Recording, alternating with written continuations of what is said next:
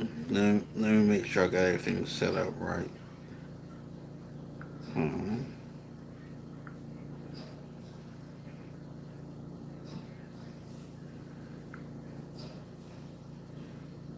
Okay, good. I got it right. Okay, good. I got it set up right. Peace, everybody. Welcome to. This is Mark Lamont Hill and Brian McKnight's ex-wife interviewed with Mark Lamont Hill, and here's how it went. Here we go. Conversations with Mark Lamont Hill, a Patreon exclusive. Today I am joined by two very, very, very special guests. I have Julie McKnight and Brian McKnight Jr. Thank you both for joining me. Thank you Of for course, man. having Thanks for us. having us. So, for the last couple of weeks, Brian McKnight Sr. has been in the media, came across my radar. And the thing I noticed when I was watching him do interviews or do a particular interview uh, was that you all hadn't responded much. That you all were fairly quiet in the media and had been for a while. What made you want to talk now? To be honest, man, like I said when you initially reached out to me, it's been years for me dealing with this. Years. We're talking since 2019. This has been our family story in the media.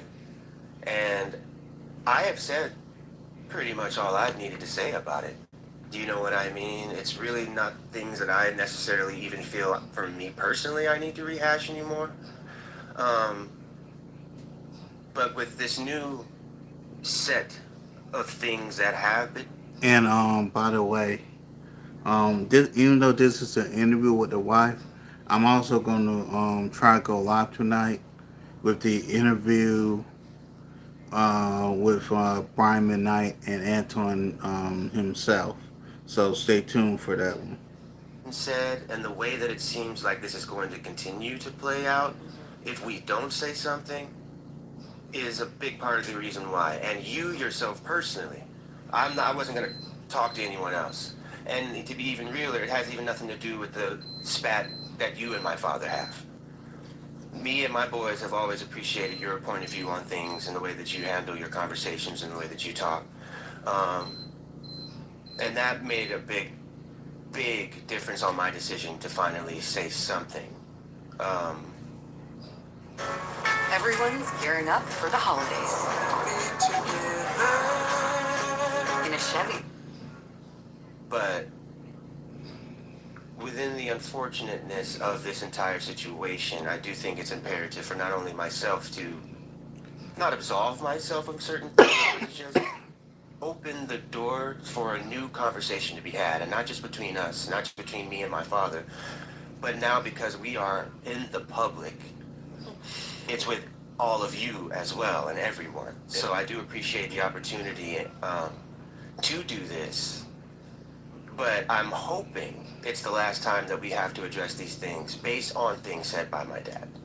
So I appreciate you giving us the opportunity to not draw the line in the sand or anything like that, but to, again, I would love everything from here on out to become a bridge of understanding, man. I like that. I like that idea of bridge of understanding, and that's the reason why I wanted to talk to you too. You know, I don't have any issue with Brian. I don't know him to have an issue with him. As a public commentator, we commented on the information that he put in the public, and we got to hear one side of it. Right. So for me, it was important to say, well, what does this other side look like? And most importantly, how can we maybe move in a direction toward healing, whatever that looks like, whatever healing looks like, that's all I care about. Yeah. So maybe let's take a step back and talk about what happened in that most recent interview. One of the things that Brian and I talked about was the relationship itself. He talked about it as Hey, a marriage 18. that was almost not forced, but that pregnancy sort of produced I'll be right this back thing, in a and he, second, as a y'all. good Hold on. church boy, decided to move forward with sort of a arranged situation to do right. And Right. that you all had a relationship that was on the rocks. You separated 4 times, he said, and that's how you ended up where you ended up. Well, first and foremost, it was just watching that interview, I was like, was he married to somebody before me? Because this was not the situation. And even in writing about it, everything was glowing when, I wrote even in the book about how the relationship started. Did it start in the church? It started when we were children. I did not meet him in college. Our families have been intertwined since before I was born. Our parents went to college together. His mom was my dad's campus sister. I wasn't this girl who met him in college just hanging out on campus. Our families have always been together. And at the point where I realized I was pregnant with this beautiful one when I came home for vacation. He was already on his way to California, had asked my parents permission to come and stay to try and work on a record deal. His mom gave him 1 year. I love you, Grandmama Lane. Gave him a year and said, if you don't get this deal, you coming home. Got a blessing from my parents. My parents allowed him to come and live with our home, where then at the time I was functioning as a group home counselor, still doing that now. And he was allowed to come and live with us while working on getting a record deal. I think one of the misconceptions that has been played out is, here he was getting ready to make it, and I latched on and got pregnant. My experience. It's not the case. Were you in love? Oh, absolutely. I mean, my brother used to tease us all the time. I couldn't sobs at the airport when I had to leave, Wait, just to be clear, he was sobbing. Oh. Okay, because I don't know. I think you were in love, and he was just trying to. Oh, no. He was there so he wouldn't get He fined. picked this because the whole situation where we went out of town. I was asked to leave school. I carried on the family history of it and didn't want to go.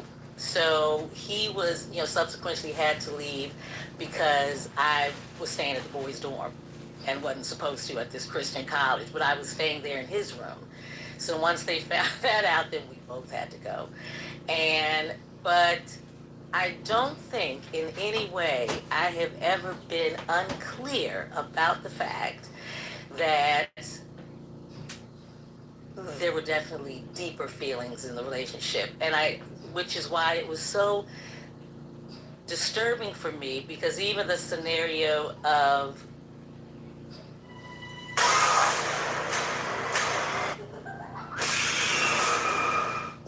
this place is bigger than I thought.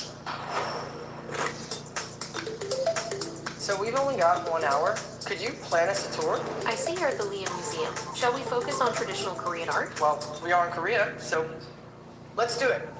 Great. Head to the M1 building to see historic treasures. This book, isn't it fascinating? That's not a book. It's a roof tile, often found on the houses of the rich.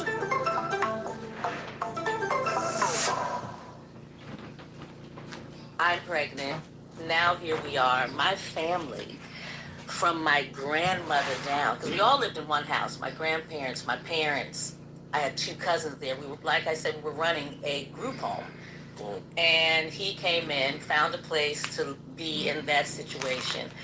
And my family from day one made it very clear, you do not have to marry her. She will be fine. I made that clear. I think he was saying some of it was his own guilt, though, and his own upbringing in the Right. in his church. His mother made it clear to him that he did not have to.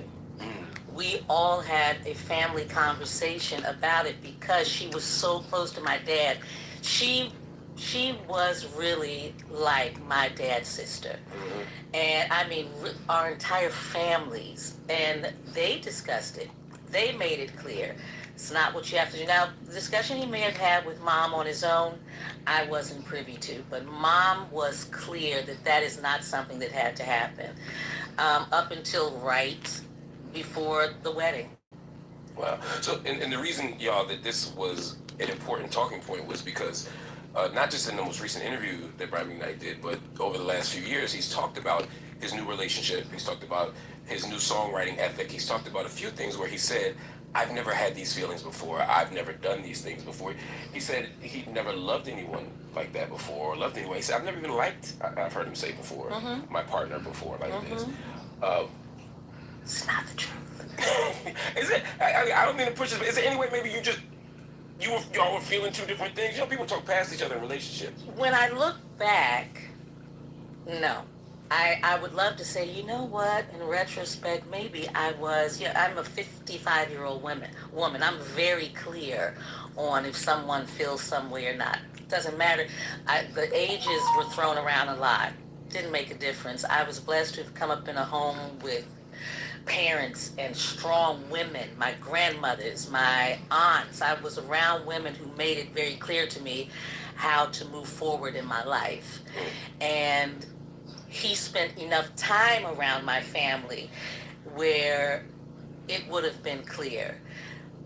It was so disturbing because I'm in my mind, I'm thinking there were people here during this period of time that's being discussed who clearly know a different situation and a different side of the story. I mean, even when this one was born, the comments made about, how they were here and how they were made. Oh my God, BJ, you couldn't pry him out of his arms. Well, that was going to be the thing I have for you, BJ. When you hear, my children weren't made out of love or born out of love, these children were born out of sin, and statements like that, how'd you feel? How does it make you feel?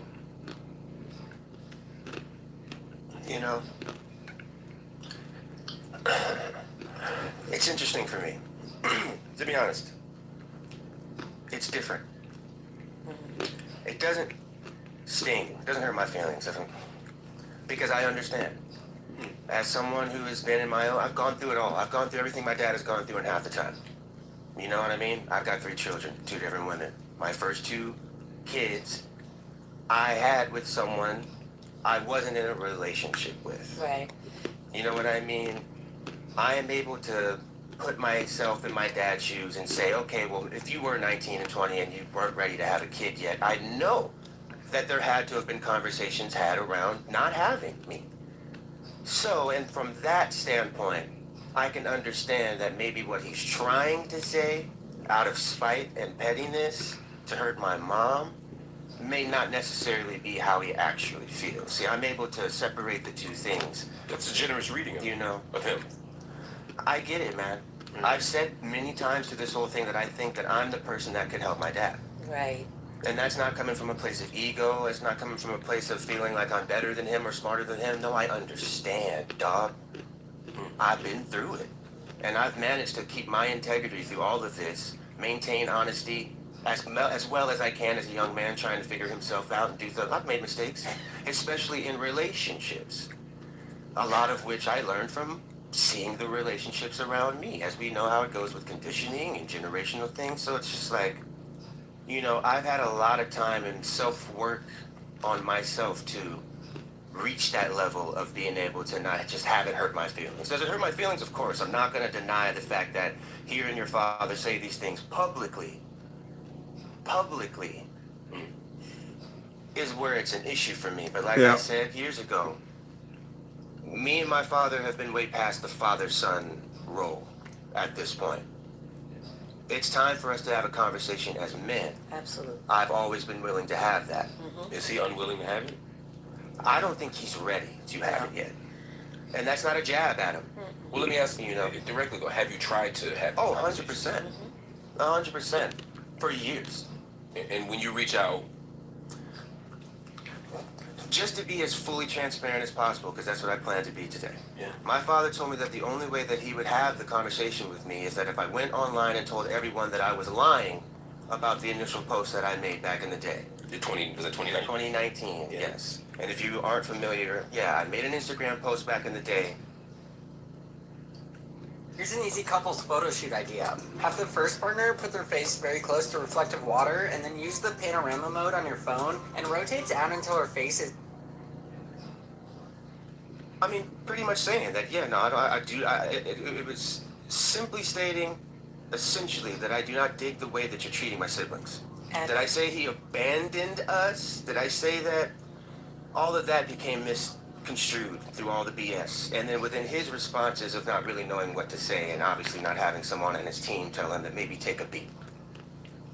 But no, all of this stems from the fact that the one thing that I will never tolerate, nor condone, nor deal with, is you mistreating my family in any way. No. Was it my post petty and spiteful? 100%. I knew, because I knew my dad, that that was the only way to get his attention. I was trying And to I've been clear about that. I was trying to put the post in 2019 though, because it's definitely being framed now as if you said he abandoned, Right. which of course raises questions given your age and other things. Of course. What were you trying to communicate in 2019? What exactly were you trying to communicate? That I would never do that. Do what? What's the thing? Turn my back on my children, no matter what they've done. Okay, so that's an interesting place to start. Digging a little bit. He doesn't deny that there's a rift and that there's a moment where y'all stop talking. It seems where y'all are disagreeing is the why and the when and the what. Absolutely. What was the moment or the thing that caused you all to separate? I think there's two different Yeah. separations. There, I had mine individually.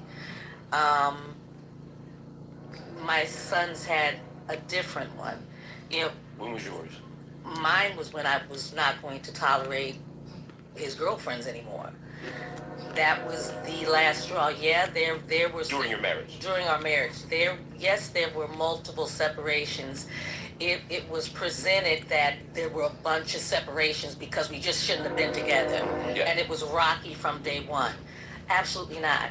There were a lot of situations tolerated where, like my son tells you, if we do nothing else, it's going to be to take accountability for our parts of a situation. Maybe there were multiple affairs because he wasn't just promiscuous, he just really didn't want to be married. Gotcha. Maybe the truth in it could have been where we were there for the kids. For me, I was there because I was a wife. There was never. And you still wanted to be married. There's no point where you didn't. No, I come from a family of marriage. I wasn't that person who was like, whatever you do, I got you. No, we're going to do this. We're going to talk about this. What's happening? I grew up within the industry and I was so protective of him because I knew that he was not ready for the demon that is the industry. The demon, and that's Hollywood. I knew that. So I was very, not controlling, not possessive, but very protective of how moves were made. People that were allowed around him, whether it was, allowed's the wrong word, management. And he was very open to that because he knew that my father, this is what my dad had always, being around celebrity wasn't a big deal. That's what is strange to me because if he would have just ended up being the computer engineer that he was in college for, that would have been fine with me. So it had nothing to do with where he had planned to go. I encouraged it, of course, but that's where my rift. I didn't want to see my children, the older they got, and how comfortable situations became with allowing outside people around my children, around me, situations that... Are we talking outside people, like industry people? No, these... Or women? Women. That was the last straw for me. When I had, it became dangerous for my sons. I had one that called me to let me know they knew where my kids went to school, where he played basketball, where my youngest went to a skate park. Absolutely not. That is your narrative to control. And yes, there was a period of time where I said, nah, kids are not. My first and foremost priority is my children. There was never a time where I felt like I'm going to risk, first of all, my self-respect as the woman who my sons would grow up and be able to say, this is my mom. Yeah. What did she tolerate? What did she not? How did she maneuver these things? How did she protect us? Could I have made different decisions? Of course. I don't blame that on youth. That's life and learning. But the minute I realized, oh, these are the boundaries I'm setting, and they were continually crossed. And these don't sound like I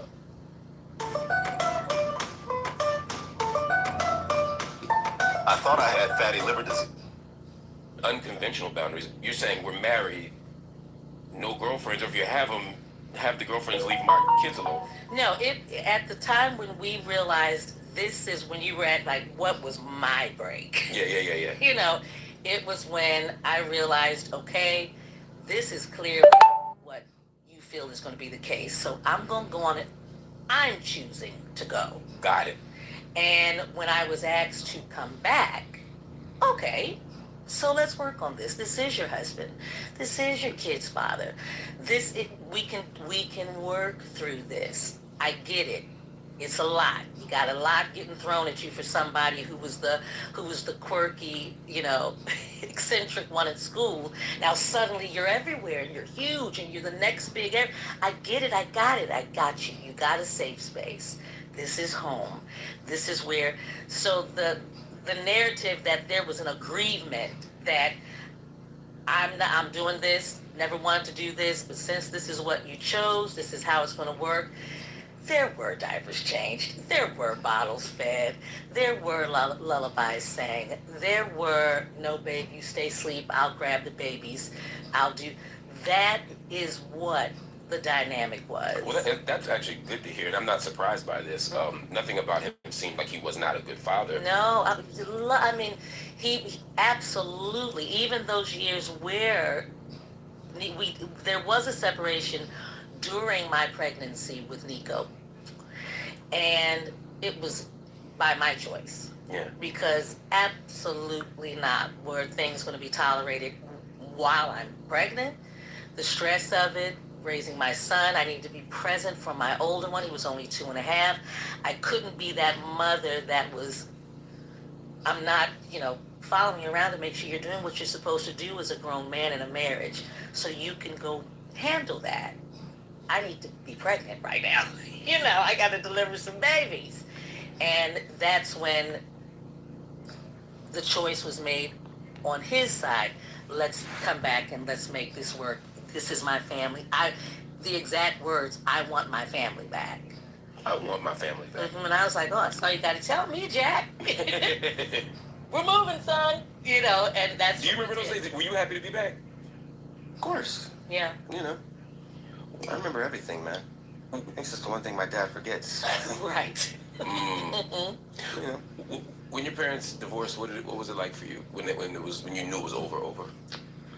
See, man, I was a different kid. Right. I knew at 4 and 5 and 6 years old what my mom and dad were going through. Right. All of it, though.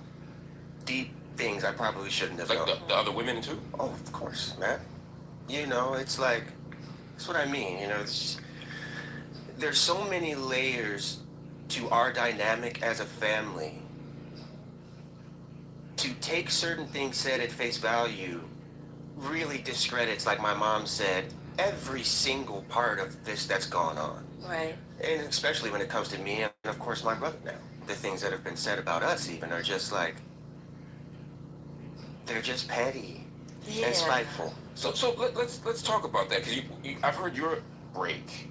Your father describes the break between you and him as occurring later, because he says even after the divorce things were okay, even when he had a new girlfriend, even when he remarried things were okay, that things were still stable and solid. He says at some point you guys came on the road with him. He wanted you all you all were artists, and he wanted you to experience the road.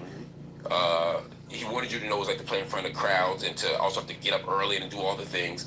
And when y'all got there, these are my words, my interpretation of him.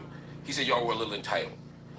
He said there was a lot of drugs, a lot of laying around. Then it was, I miss my girlfriend, I'm going back. Right. That there was a lack of sort of accountability, maybe slightly lower work ethic than is needed. Unbelievable.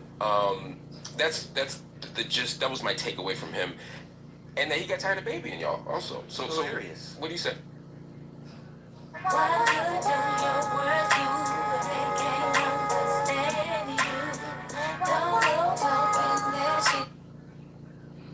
All right, here we go. You got to think, man. The longest amount of time that me and my brother spent with my father consecutively were the 9 years we toured together. I started touring at 17. Right. Yeah.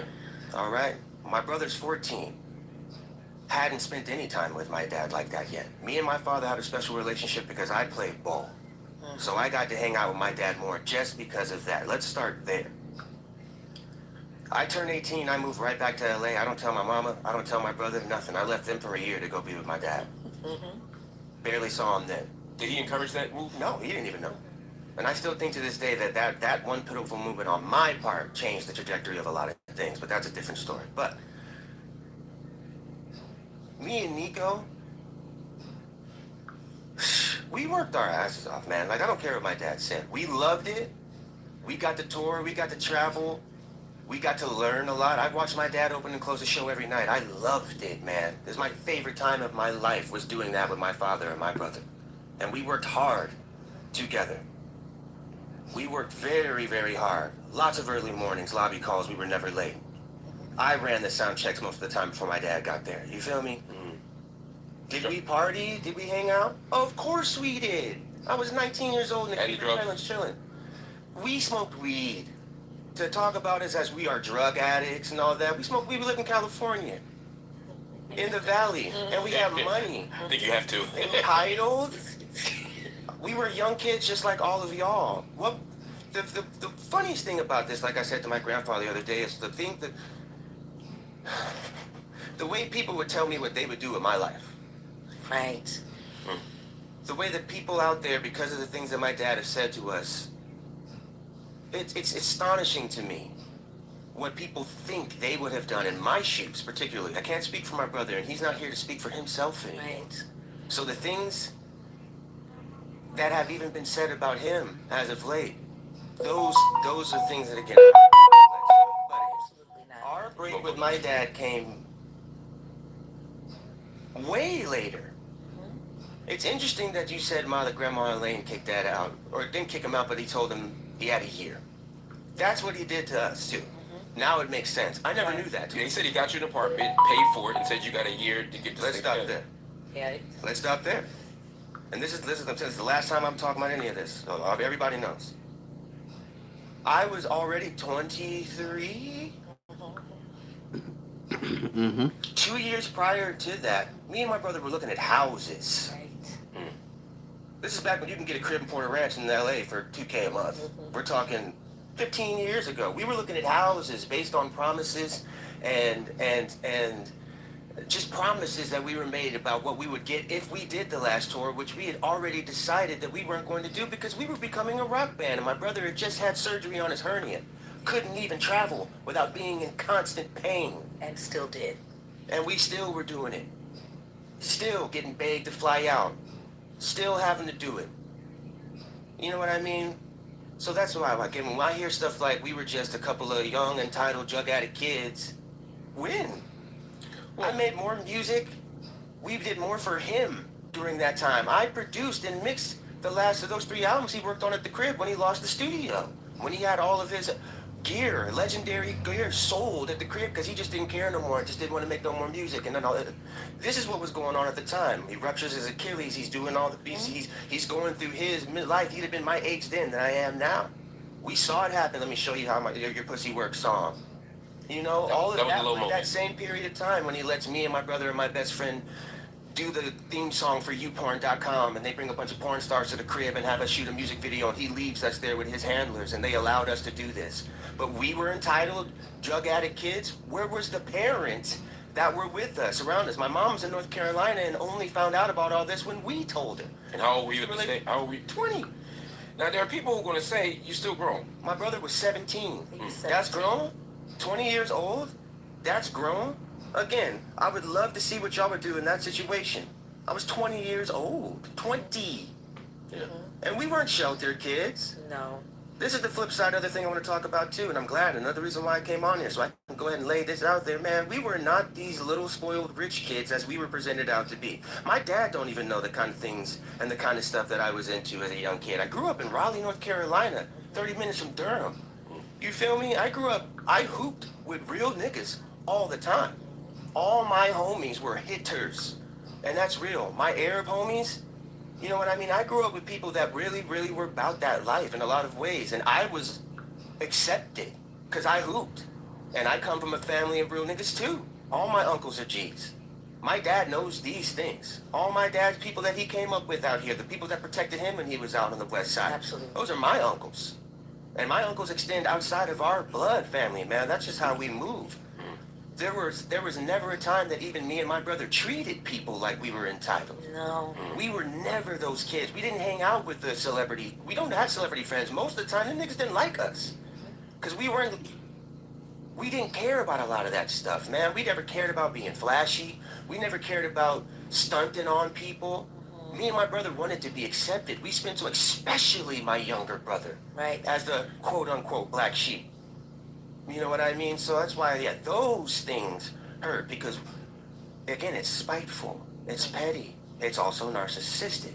You know what I mean? It's like to continue to try to paint us out, especially when we're not throwing jabs, we're not saying nothing. You mad at us because the internet continues to rehash certain things for you, and you just don't know how to shut your mouth and stop fueling the fire. You say you were entitled. He did say that when you had some child support issues, that he was expected to take care of it, even though you're grown, you had this child support stuff, and then you told the girl, "Hey, my dad's paying for this." Because that never happened. No. That never happened. Expected is one thing. I never even formally asked him. And this is why putting these types of things out there in public is so detrimental to even my children and their mother and our side of things either. The way I even found out how much I owed in child support. See, there's so many layers to these kinds of stories, y'all, that you gotta really do more digging. But the thing about it is you can't tell people to just do more digging because this is information that no one should even know. Absolutely. Well, there's that. You feel me? These are things that we only have to absolve ourselves for because now we're in the public and because of the things that my dad has gone to say. This is in-house business matters that should not be discussed in public. I shouldn't have to tell y'all that I didn't find out that I had to pay child support until I owed $17,000. I was never properly served. It's not like they were tracking me down. I wasn't hard to find. I was homeless for 4 years, though, so I didn't have an address. They didn't tell you about the years and about the months I was sleeping out of my car. Did he know you were sleeping in your car? Of course he Yes. did. And what did he say to you? Nothing. Did he offer to help? Hey, did you know that kid is vaping the Saint? The last time me and my father had a real correspondence, I had lost my third apartment in Culver City. All I asked was to stay at the crib for 2 weeks because I had already had where I was going lined up. And what I was met with was the ultimatum that I could either sell my Jeep or just move back to North Carolina. And I said then, I was like, okay. Bet. So in other words, you didn't want to follow his lead. You know what I mean? So it's just like, Mom, let me ask you about that just 1 second, because as the parent of two 20-year-olds, I do understand the impulse at some point, particularly if you have some resources, to be like, all right, y'all gonna keep asking until I say no. And as much as I don't want to say no, I need y'all to learn some tough love, Right. some tough life lessons. Not because I can't do it, but because I want you to be a certain kind of person, a certain kind of resilient. Is it possible that that's what he was trying to do?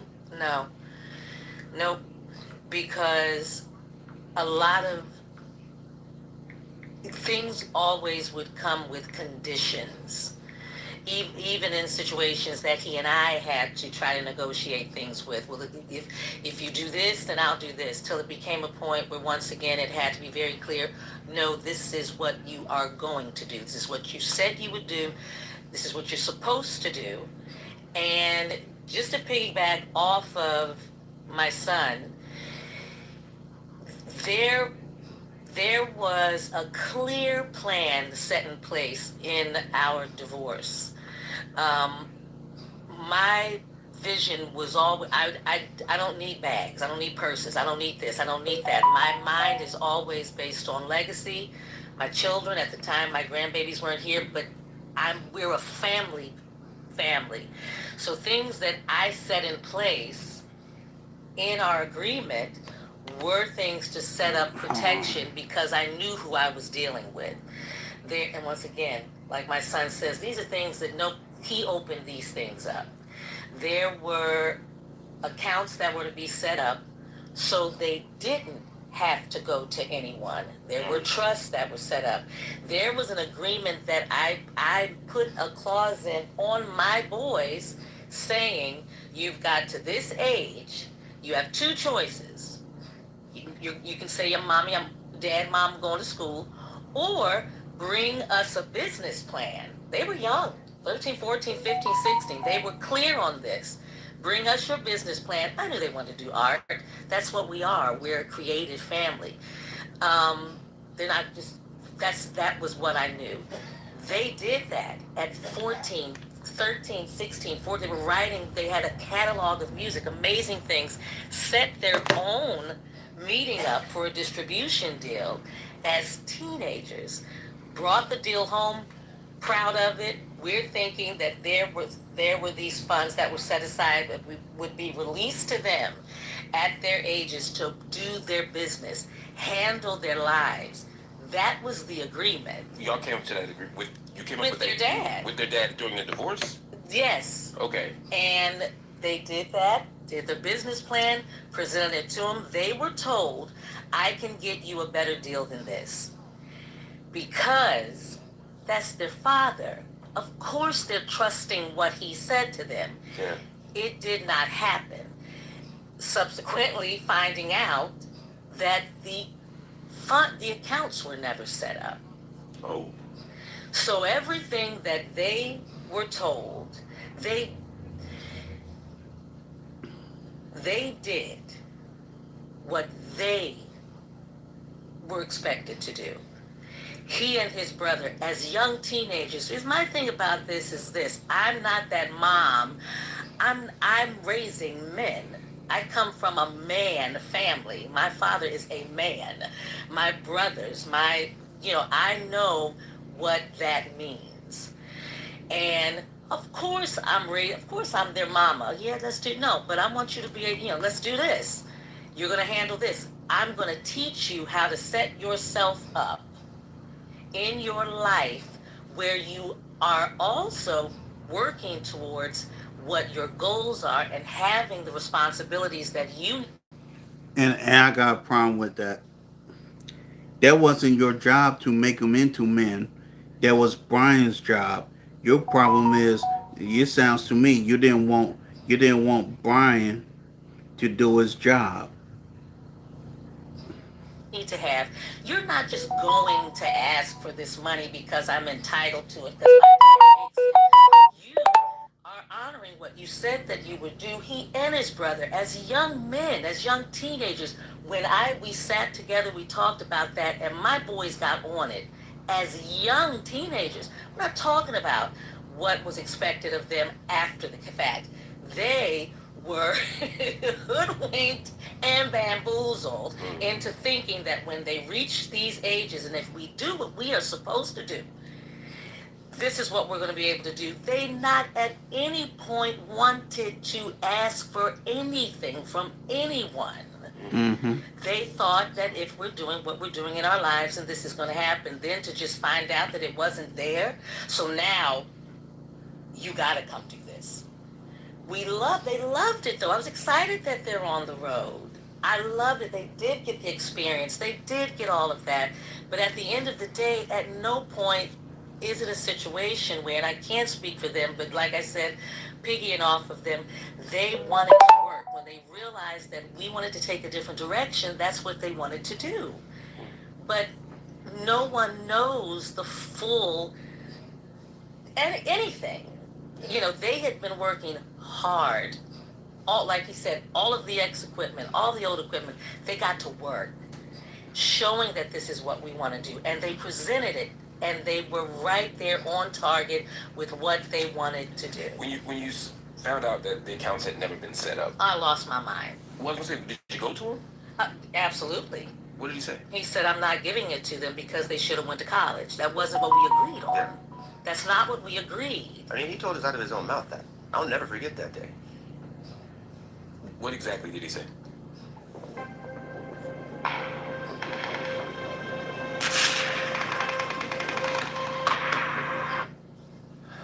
Since y'all aren't going to school, I can use that money for other things. And did. Verbatim. And the other things, did he ever tell you what those other things were? Well, I hate to say it. If it was Brian's money, he is entitled to do that. Now, is it a little douchebaggish for him to say it in that way? Yes. But if it was Brian's money, he has the right to do that. No. I'm sure you can guess, though. You know? Because it doesn't matter. Yeah. At the end of the day. It's never been about money for us. Never. What's We it know about? we had money. That's just being aware. Being aware. Yeah. You know, we would never ask my dad for money. We would starve in our own crib sometimes. There were times, and mind you, we weren't allowed to cook in the kitchen either. See, these are things, You weren't allowed to cook in the kitchen? What do you mean? my best friend Tommy, amazing chef.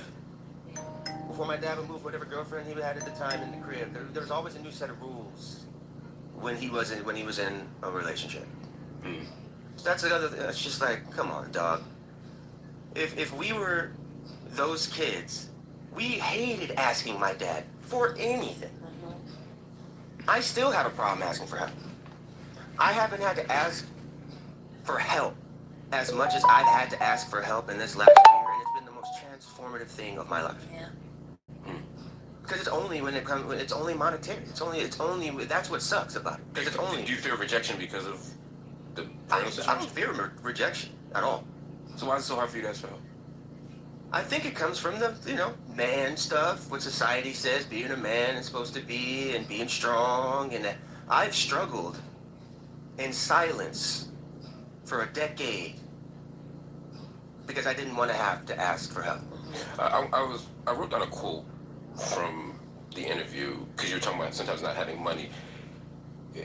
Brian McKnight Sr. said, "You didn't have to get quarters out of the couch. I bought you a house anywhere you want. Maybe you didn't manage it well." No, That's nuts. that's not the truth. When we were asked that he's referencing is a quote from my book. Yeah. When I was asked to leave with my children at 3 and 6, I was asked. We came Asking home. you like put out of the house. Absolutely. We spent summers in North Carolina, and I came home. He was away. I called him to let him know I'm home. Can't get him. Not answering. Oh, okay, no problem. Kids go. They were 3 and they were Mook was there. You were 2. And y'all weren't separated, right? No, we were together. Okay. And his brother let me know, and his assistant at the time, some dear friend of ours. They were there, and they let us know that we were moving, and that he had set an apartment up down the street from the house, and I'm like, what are you talking about? I mean, Tyler Perry, you owe me some cash, man, because that scene from, that was my life. And I said, so what are you talking? Moving truck, not done. I had to figure out, I called my cousin at the time. He had a moving company. This is Los Angeles. They came to move me out, moved me into an apartment maybe 10 minutes down the road, and that's what the plan was. And I'm in a fog because, first of all, the Julie that I am now, Kat, you can go. Why am I moving with my kids? But at that time, I was like, I just want to I want to be out. I want to be out. I want to be out. And we moved. And yes, the apartment, the rent was paid. There was no spousal support. We weren't divorced. There was no money. And even when I was living there, at the height of everything that he did, I controlled none of that. And my $1,000 allowance in the household was for me to handle whatever else. It was a lot of control. If you need more, I'll give you more. But I'm like, I'm running the entire 8,000 square foot house, and you want to give me this, and this is what we do. Okay, fine, I can handle it. Once we moved, there was nothing. There was nothing. And I don't care if somebody was sitting in that chair, they couldn't look at me in my face and say to me that I wasn't figuring it out. And dealt with, it's not about managing it. I had control. This is one thing that I've wanted women to get in this situation. I can give myself that I did put too much faith in thinking that this is what he's going to do as a man. I wasn't working. I would wanted to work. No, told me not to. How dare somebody see my wife working in somewhere? I See, the problem I'm getting is he was trying to get you to be a traditional wife, and you simply just weren't, you simply was not a wife. That's what I'm beginning to see. was a functioning adult before. But he didn't want you to work. He didn't want me Because he didn't want Brian McKnight, the didn't- celebrity, you're saying. Yes, he didn't want Brian McKnight's wife to be working. Gotcha. And I said, okay, well, these are things that need to happen. None of that made a difference. Once we moved out, it was like we were picked up and just placed in this other little place. And that was it. So, yes. You didn't understand your role. I wasn't able to get assistance because I'm married to you. I would have had no problem. It sounds to me you didn't understand your role. Your role was to be a wife, and simply you failed at your job. I would have had none. I've got one kid in school, 2-year-old at home, and nothing. Thank God for my family. I was in my 20s. So I almost said a big girl word, who cares that as an adult, I needed help. My family was there. My family was who was there for me. So I don't want to hear about the fact that your kids are a certain age, man. This is your family. Right. And I did have to reach out to my brothers, to my cousins who lived there. All of my family had moved back to North Carolina. It was me and my sons there. I thank God for his mom, Grandma Elaine. She was there for me, with us. And she still lived in the home. But no, yeah, my kids and I did play. Yes, I was collecting coins and cashing them in and doing all of that. All of that. So were we. In that. All of that. And that is just the truth. My parents were still sick. We would visit my family on the weekends. It was easier for me during the week because I had Nico at home with me. He was in school. Our weeks would flow. On the weekends, I would go. My aunt and uncle were giving care packages of pull-ups and milk and this and that and cooking me full meals to bring home. I'm home with my son. I can't go work. I can't afford daycare. He's at school, thank God. But no, this is what was going on. This is what was going on. Who wants to sit up and make up a story about not being able to actively function with your children? Right. What benefit is that for me? The argument would be that you're trying to make him look like a bad person because he moved on, not just to another relationship, Right. but he's become the man and the person that many people thought he could not be: loving, faithful, happy, all these things. This was no, because I moved out, went back 3 days later to get the rest of my things. He had already moved his next friend in, and her 2 children, which were not his, 2 infants, they were moved into my home. I went back to gather more things, almost went to jail, and chose differently. She didn't even know I was in the house standing behind her at that couch. This is my house. This is Paint that picture for me. So you go back to your house that you've been basically put out, right. and in the house is Brian's new girlfriend. Yes. And 2 kids. Yes, they were infants. Mm. And I came in, door was locked, tried to get in. these were crazy times for me. I look back at them and I think, oh, if it's nothing but God, man, because I was, that took me on a path where I was like really close to being Looney Tunes because everything was just happening like this. I couldn't get in the house. Okay, fine. I just feel lots have changed. I go around the side, not embarrassed about this at all. My brain is out of here. Climb through my side window because it was open. So I'm gonna go in and get some other things. There were boxes left, and I had to come in. Yeah, you sound a little bit crazy. I'm sorry. Came through the foyer. The couch is this way. TV's here. Her back is turned, and I'm looking at this chick in my home with her 2 kids folding clothes. Wow. And I had to stand there, and something in me, and I said, "My sons, my sons." That was the only thing. Was my children. I could make a decision at this point to not ever see them again.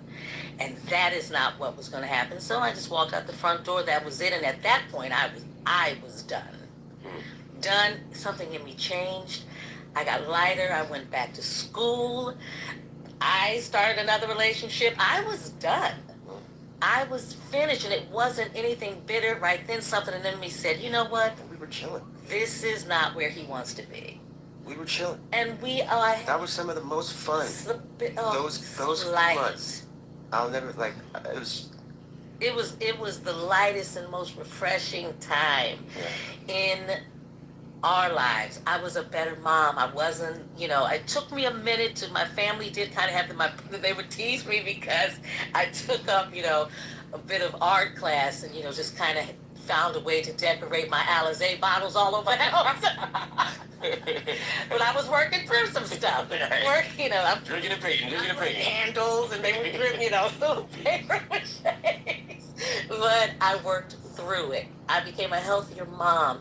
We went from a huge space to our 2-bedroom, 2.5-bath townhome. They had friends. We had friends. We had family. It was just a light. And again, I was asked to come. Each time I went back, I was asked to come back. I never had the intention of going back. I was asked to come back. If you want to be gone, be gone. We were fine. I was asked to come back. Okay, we'll do that. And I did. But I did put stipulations in place.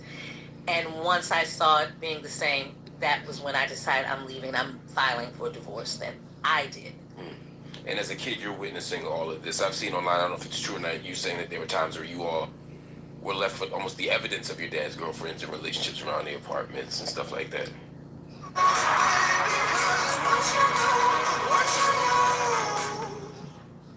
Never sue the other driver after a car accident.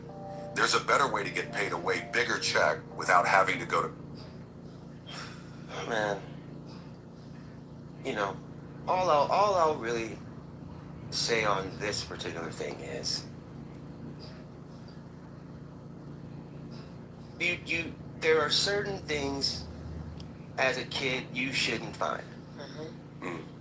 There are certain things that you shouldn't just fall upon, because you're looking for pencils, stuff like that. I used to love I used to raid my dad's closet, you know what I mean? Young, 7, 8 years old, and it's just like there are certain things as a kid you really shouldn't become privy to. Like what? Oh man, like I said, I don't want to. I mean, just to keep it, for lack of a better way to put it, PG. But man, something as small as porn, Right. something as small as pictures. You know what I mean? It's just, there's certain things you shouldn't see about your dad. You know what I mean? There's really just, it's traumatizing. Now older, having kids. You say it differently. Because a lot of dudes gonna watch this and be like, I got some porn in the closet. It's out the closet. No, like I said, I'm keeping it light. Okay. I just don't want I'm not trying to pry. I just don't want your examples to make the audience think that you're being too hard on him. Is there any other example you could give? Listen, being too hard on him at this point, honestly. Come on, man. And let even this moment be a lesson. Because it's like, yeah, no, even through all of this, I'm not here to smear this guy. No. I'm not here to air out his dirty laundry. I'm not, that's on him. Yeah. You know what I mean? But as a kid growing up in the midst of all of this trauma, it doesn't help to also have the wool over your eyes being pulled on a lot of things. Like I said, man, I was 7 years old, 8 years old. I knew about my dad and other women. There were times where, this is the only example I'm going to give, just to be completely honest, but I think it has merit. To be 9 years old in the car with your dad, and you pull up to some random apartment and you're outside for 45 minutes. Young me, you know, naive, I'm listening to music, I'm chilling. Older me knows now, yeah, my nigga, you was in there getting your rocks off, and we go back to the crib, and we're sitting in the garage, and you're on the phone talking to someone. You know what I mean? And I know mom's is inside the crib. So, and again, me, I wasn't a normal kid, and I remember everything. My grandparents tell me all the time. I can remember back to 2 years old, dog. So to try to act like we're being fictitious or pulling, like my mom said, these stories out of nowhere, again, these are stories that shouldn't have to be divulged in order to prove that we aren't who we're being painted out to be. And I'm not saying it, like, every family has their thing. Right. Oh, yeah. None of us are perfect. My parents aren't perfect. These are things that I tell my young homies and that I try to teach whenever I talk about it. It's like our parents are people too. Right. My dad happens to be Brian McKnight, and my mother is the legend of Julie McKnight. I've got two prominent figures for my parents that also had childhoods, for one, that also had their own laundry list of things that you'll deal with from their generational lineages. There's so much more that goes into all this than just being spoiled, entitled wives and children of Brian McKnight. Speaking of that word McKnight, why do you still go by Julie McKnight? Yeah, why? I mean, it is cute. Why did she not give Brian his name back? It is, I get it. And I actually did change my name. My name is, I changed my name after my second marriage. Okay. Again, I understand why people don't, they think that's a connection. You need to release your Okay. You say you got married a second time. Where's the second husband at? self of this man to be and having his name. There's absolutely no gain. It's been a detriment to me more than that. My stage name is Julie McKnight. I understand that people don't realize that I have a career of my own that I've been doing almost 30 years because I perform overseas. My market is overseas. And we were married when it started. People know me as Julie McKnight.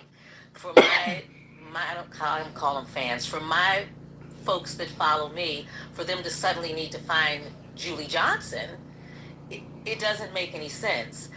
In no way, and I'll make it very clear, having that name has absolutely nothing to do with the fact that in any way it's a benefit to me. I went for years with no one even knowing that's who I was married to. Overseas. Oh, any connection to Brian McKnight? The name. I didn't want that to be the connection. Yeah. You can't get any more connected to a person. I've got 2 kids. Yeah.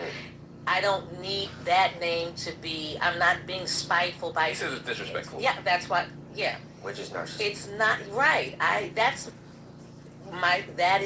is my stage name, Julie McKnight. And I will continue to use that name. It's the name that I started under, and Tina Turner. yeah. I don't think Tina's not trying to hold on to I. She just Absolutely not. Right, she's not but great. that's my name. That's who my followers know. That's my following, and that is why.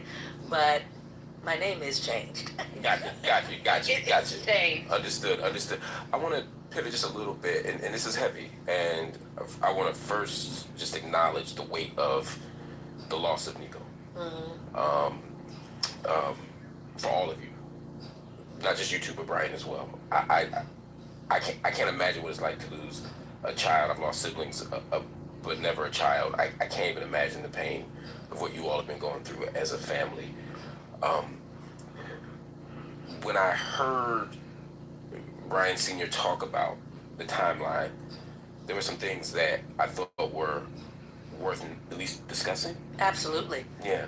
First thing is he found he got the information late. It's not true. You tell me your version of what happened, or you. I know this is painful, and so I don't want to. You know, I love you, Johnny boy. Number one. This is the thing, man. And again, this is the last time I'm speaking about this, about any of this with anybody. My dad knew from the jump. I got the DMs. You feel me? When you say the jump, he found out as soon as y'all found out. I found out, he knew. Okay. I begged my dad to talk to my brother for 2 years. He got diagnosed 2 years ago. You feel me? This thing, it looks like an ordinary hiking stick. This is from Rhino USA, and it's built for way more than walking. You'll carry this once and never hike without it. The lies, man. The unnecessary lies. Even if let's go about it a different way. Even if that's true, even if you got the information late, even if everything he said about us was true, you have the power, right, to step in, take control. He said he tried, and that his wife intervened as well and said, "Hey, you can not even say it's from us. Like, we just want to help." Why would I beg my dad to help? Not even to help. I didn't beg my dad to help. I begged him to talk to my brother. Why would I do that if we weren't willing to make that connection, if we weren't willing to allow that to be the case, if it wasn't up until it was absolutely apparent that the type of help that would have come, like my mom said, would have come with certain stipulations. He would have had to do this, he would have had to do that. Now, is that what he did? Been able to be involved. You know what I mean? The attempt to turn my brother against us in his last days is the most outrageous thing, and that's where you asked me earlier when I didn't finish. That's where it ended for me with my dad. Absolutely. Through all of this, I've always been willing. The olive branches have been extended. I have always tried to make amends with my dad, publicly even. I have stated multiple times I'm willing to do that. I have taken my accountability for my post, because that's where this starts. The guilt on my shoulders for all of this, for that even, we don't get here without that. But it's like, he had ample opportunity to show up and be my brother's dad. Forget your help. He did 5 shows in California when my brother laid in the hospital. Yes. What do we have to do with you coming and paying respects to your son on his deathbed? When you asked him, did you ask him to do it? I get no responses. Okay. I'm texting and DMing to deaf ears, as far as we know. But there was never a time through any of this until all of this started happening.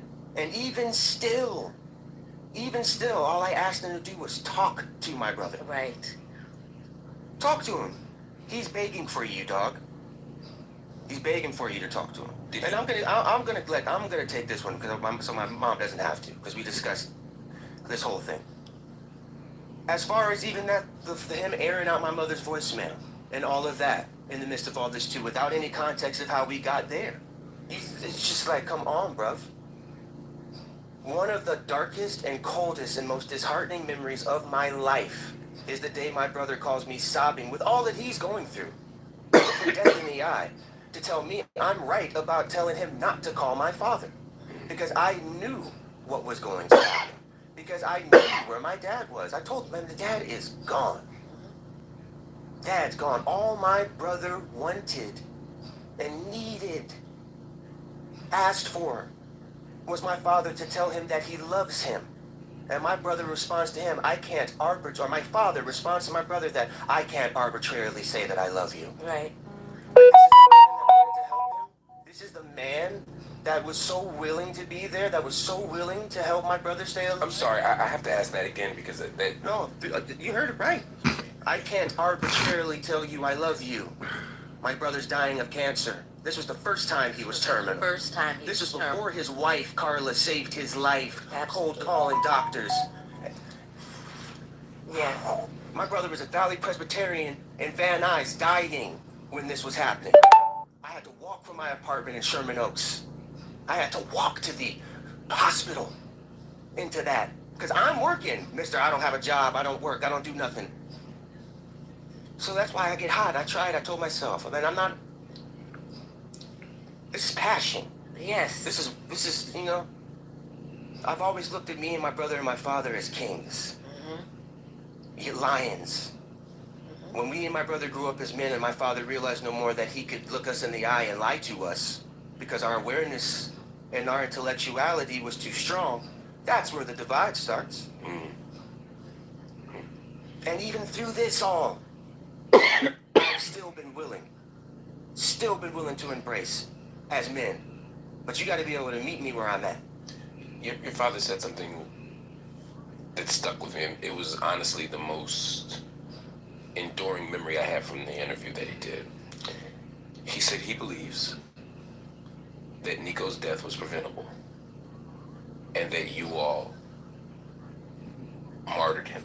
Do you understand how unbelievable that is? That when I heard that, As there's no other way to explain that as a mom than Texas is feeling unlucky. Now Texas? diabolical. yeah, it's evil. That is evil. I moved. First of all, my son, he at that age, the diagnosis, which I want a lot of people to understand, which is a movement that he and his wife, we want to be very clear that when young people are diagnosed with colon cancer, by the time they're diagnosed, they are stage 4. So when the comment was made that he was diagnosed and then he was dead. Right. He said that the evidence shows that if you catch it at stage 1, he was diagnosed at stage. If you catch it. If you catch Ask it. my dad how many times he told us to go to the doctor. Ask my father how often he cared about any of those types of things. It was preventable, right? What did you do to help? he says y'all didn't have health care. He didn't say why, but he said you all didn't have health care. And basically, what I heard from it, I don't want to put words in his mouth, was almost that y'all were irresponsible, that you didn't have health coverage, and so you didn't go to the doctor, and that's why. See, those for me are the petty comments that at this point,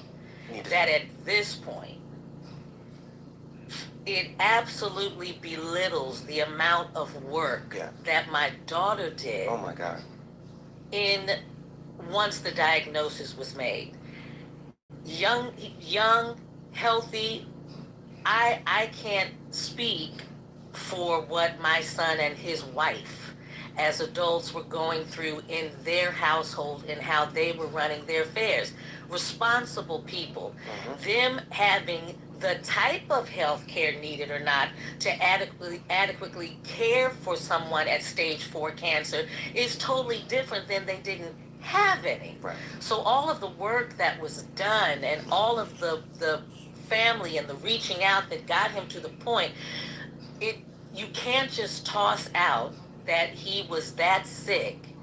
Nico had multiple things that started to happen with him as a result of being stage 4 at his diagnosis, and needed immediate emergency care. surgeries. Surgery after It hurts. after to hear at the point where you want to say that we, because of you, are going to not, me as a mother, am going to purposely not care for my son to work your nerves? Who are you? Who are you? And then to hear that we Oh, you want to talk about disrespect Exactly. to my daughter, to his wife, And to Nico. that's exactly what, to Nico. See, because the issue is, and I gotta address, like my son said, the context of things. Yes, people heard the voicemail, but they have no idea that as a mom, standing in the room with my son on speaker with his wife and hearing how belittling his father talked to him. Talk to him. If the first comment out of his mouth was, I don't appreciate the way you're treating my new family, who gives a damn, man? He's in there in the bed. Wait, Nico is septic. 9. Nico. This is the first time. Nico was full terminal this time. And it had nothing, it was from complications of the cancer. Like my son said, his wife brought him back to health. The fight, you will never act like she sat there and did nothing. So he's septic. He's on this bed, in this bed, sick, dying, terminal. He was making his final calls. He calls his dad as one of his final calls. His dad finally called him back. Okay, so he's in his bed, presumably his deathbed at this moment. Right. We had hospice people outside of our door. Wow. He gets a call from his dad that he's been waiting for. Mm-hmm. Yes. And his dad says what? And we were all, his wife and I, we were all like, okay, his wife, we were like, okay, thank God, this is going to bring him some peace. He wasn't on the phone more than 5 minutes. The conversation isn't able to go any further because I need to be clear that I'm not happy about where you're treating my new family and the kids. And Nico says to him, this is what you want to talk about with me right now. Come on. Now, it's on speaker, so this is not a point where at any moment someone can say, this is what I heard from someone else. I'm in the room. I'm there with my son, with his wife, holding hands. And we'll never, if you want to think of a day where something is cut, is the day that I have to watch my son with everything that he's already dealing with. And the only thing that you want is for this person they went through it. Nico's vitals started escalating. Heart started going. Everything started happening. As his mom, I'm looking at his wife like, we're going to have to cut this conversation. It's not healthy for him. He wanted to stay on. He started to go into a conversation it didn't need to go into, so Nico feels I need to end it. I'm going to say I love you to my father, and I have to say it 4 times, and then have that be the response. I told his, the way he cried, I wanted to rip everybody's throat out I could get a hold of. I wanted to tear the hospital down. Because there was nothing I could do for him. And money can kick rocks. So what, you were going to bring him to Atlanta? They were willing to do it. My son couldn't travel. If he would have been unhooked from any one of those machines, he would have gone.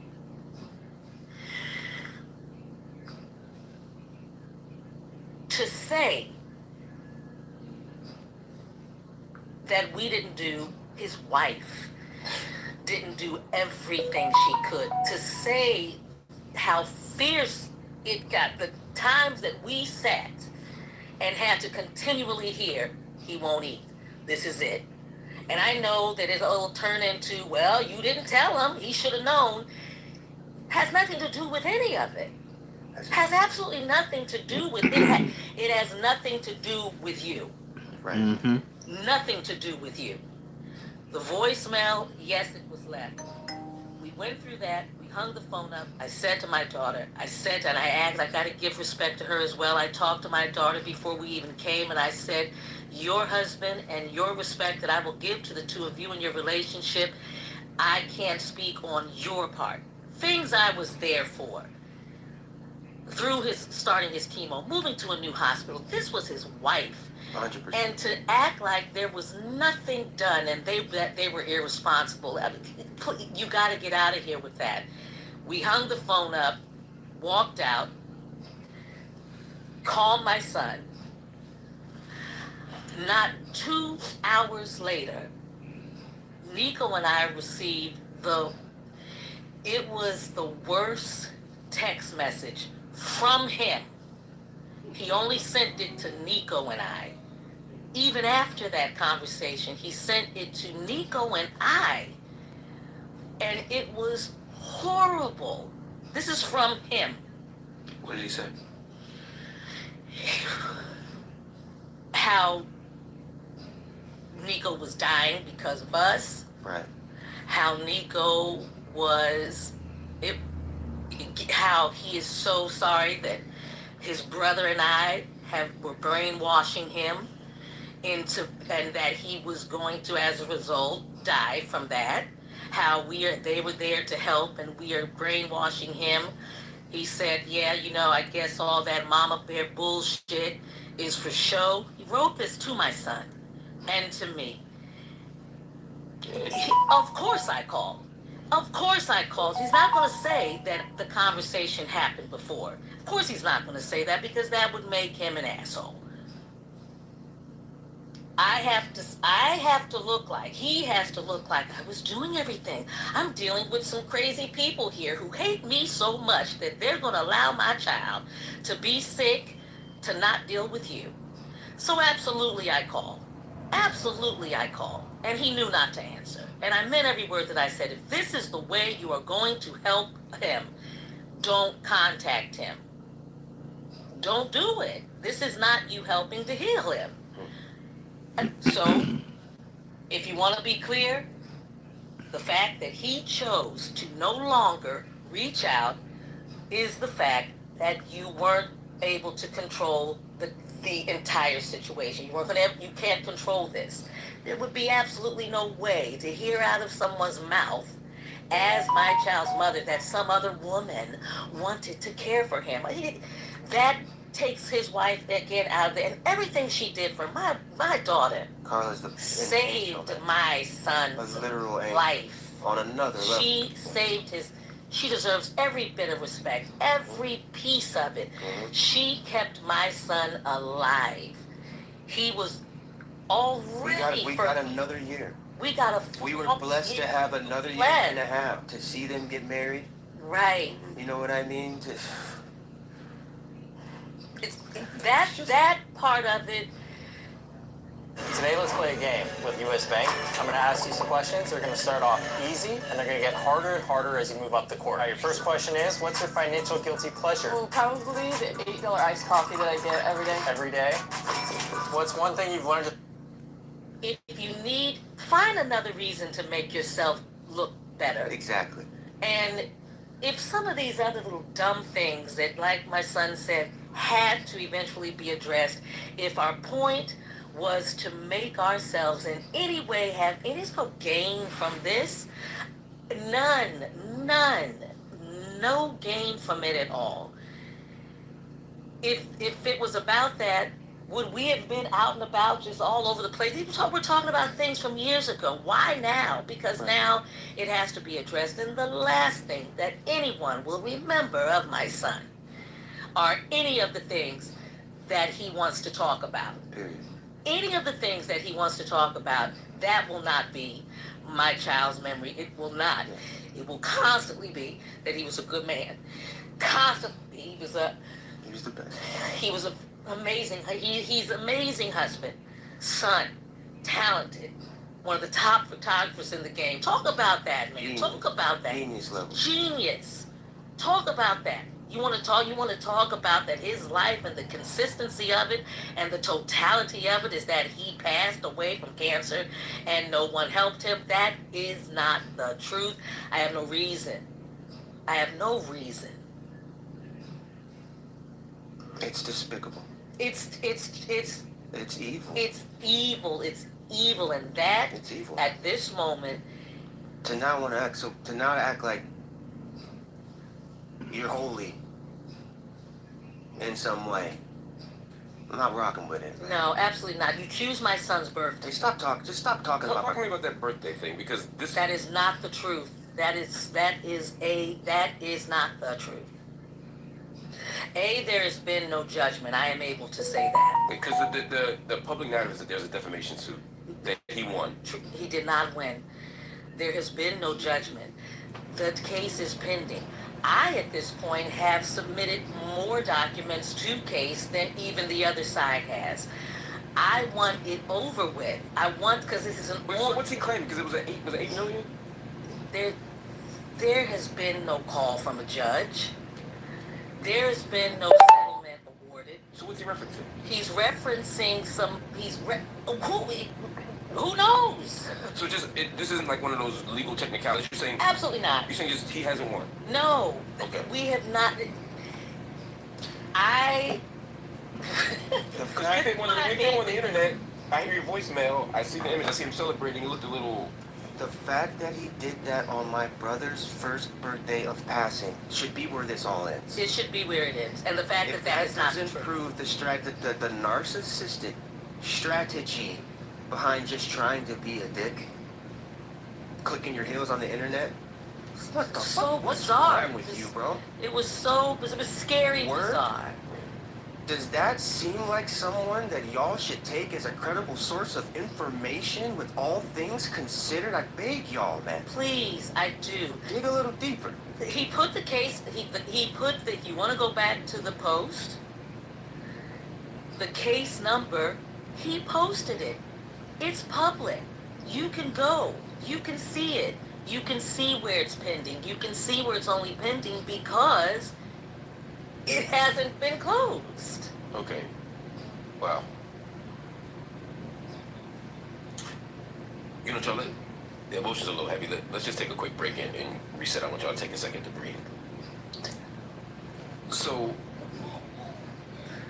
Brian Sr. has remarried. Mm-hmm. He seems very happy. I don't think I've ever heard anyone describe happiness so thoroughly as him in his relationship. From the moment he met this woman, thought she was an apparition, until the moment now where he's never loved anyone or anything like his family. How do you all feel about this stage of his life? How do you make sense of it? Is probably a better question. I don't. I can't. Yeah. I spend no time thinking about my dad Exactly. and his relationships. He's a grown man. Right. Me and my brother were in the wedding. So that's where it gets confusing. You know what I mean? I mean, I remember the Man Music Center watching y'all perform on stage. Y'all look like the happiest three people I've ever seen together. I mean, you on stage, y'all. I mean, y'all were. Y'all, I was like, this is a father and two sons that are tight. Mm-hmm. See, musically, hell yeah. Right. That's what I had to realize. My dream was always for us to do exactly that. Oh, they were amazing. There were a time where my dad wanted to join our band, Broken Robots. Mm-hmm. I don't want people to think that there weren't good times. Absolutely. That's why all of this is so tough and surreal for me in my life, to realize like this is where we're at, doing this and talking about these things instead of being the prominent black family, blended family that we could be. Well, if y'all were in the wedding, that sounded like a great start for a blended family. Mm-hmm. And at that time, you didn't have any issues with Leilani. No, I have none. Well, I've never met her, but I have to, like my son said, my life was not in any way consumed with what he was doing, and I have a whole huge life. Seeing my dad with women is nothing new. No, Or serious. This was in love, settled down. I thought it was That's serious. amazing. They've all been serious. My dad is I fall in love quick dude. It's what happens when you're a serial dater, serial cheater, serial things that I've grown through, things that I understand. Again, I know this nigga. Yeah. So it's like, oh, you're gonna marry this one? Bet. She actually got the ring. Bet. He was engaged. And I find it troubling that he basically that you have this guy basically treating his dad like he's some dude off the street. Me personally, I just find that sad. Move on. The whole charade. You know, for whatever reason, and I won't get into what I think it is, this one stuck. Right. What has transpired since then has been the seeing my dad consistently becoming a different person. Yeah. If you're actually that happy and you're so in love, and so just go be that. The need to broadcast, the need to overly do it, the need. I'm all for sharing your styles, you guys are, but the campaign around it seems a little weird. How do you make sense of it? Why do you think it's happening if it's not sincere? I think it's damage control in a lot of ways. Don't let your vacation rental end at the pool. Be invisible. Get seen, get booked on Booking.com. Healthcare laws are changing in 2026. We're here to help you get covered and stay covered. First, if you're on. Where are the songs? This is the most happy that you've ever been. This is you're finally living your songs. Where are they? What songs are you living? And the other songs, if I remember correctly, he said weren't inspired by y'all. It's outrageous. That this is the first time that the songs mean something, that he feels something. Which songs he's talking about? Well, so that's interesting. So there's the question about where the new songs are. Where they at? But there's also the old song question. Did he ever tell you the song was inspired by you? Well, the one he wrote for me, Mary Lee, One. was mine. And I remember years ago, it was a discussion when he wrote, "Should have been loving you." He made it clear that he said, "This is my here, my dear," to my ex-wife, Julie. Could have been a lie. Who knows? I don't know. But I was there. I didn't need him to write a song for me. I was sitting there and hearing him create the songs. I was standing in line at Disneyland when he's writing, songs with his partner Brandon Barnes, who I think needs a lot of credit. Shout out to Uncle B. A lot, because he was his writing partner.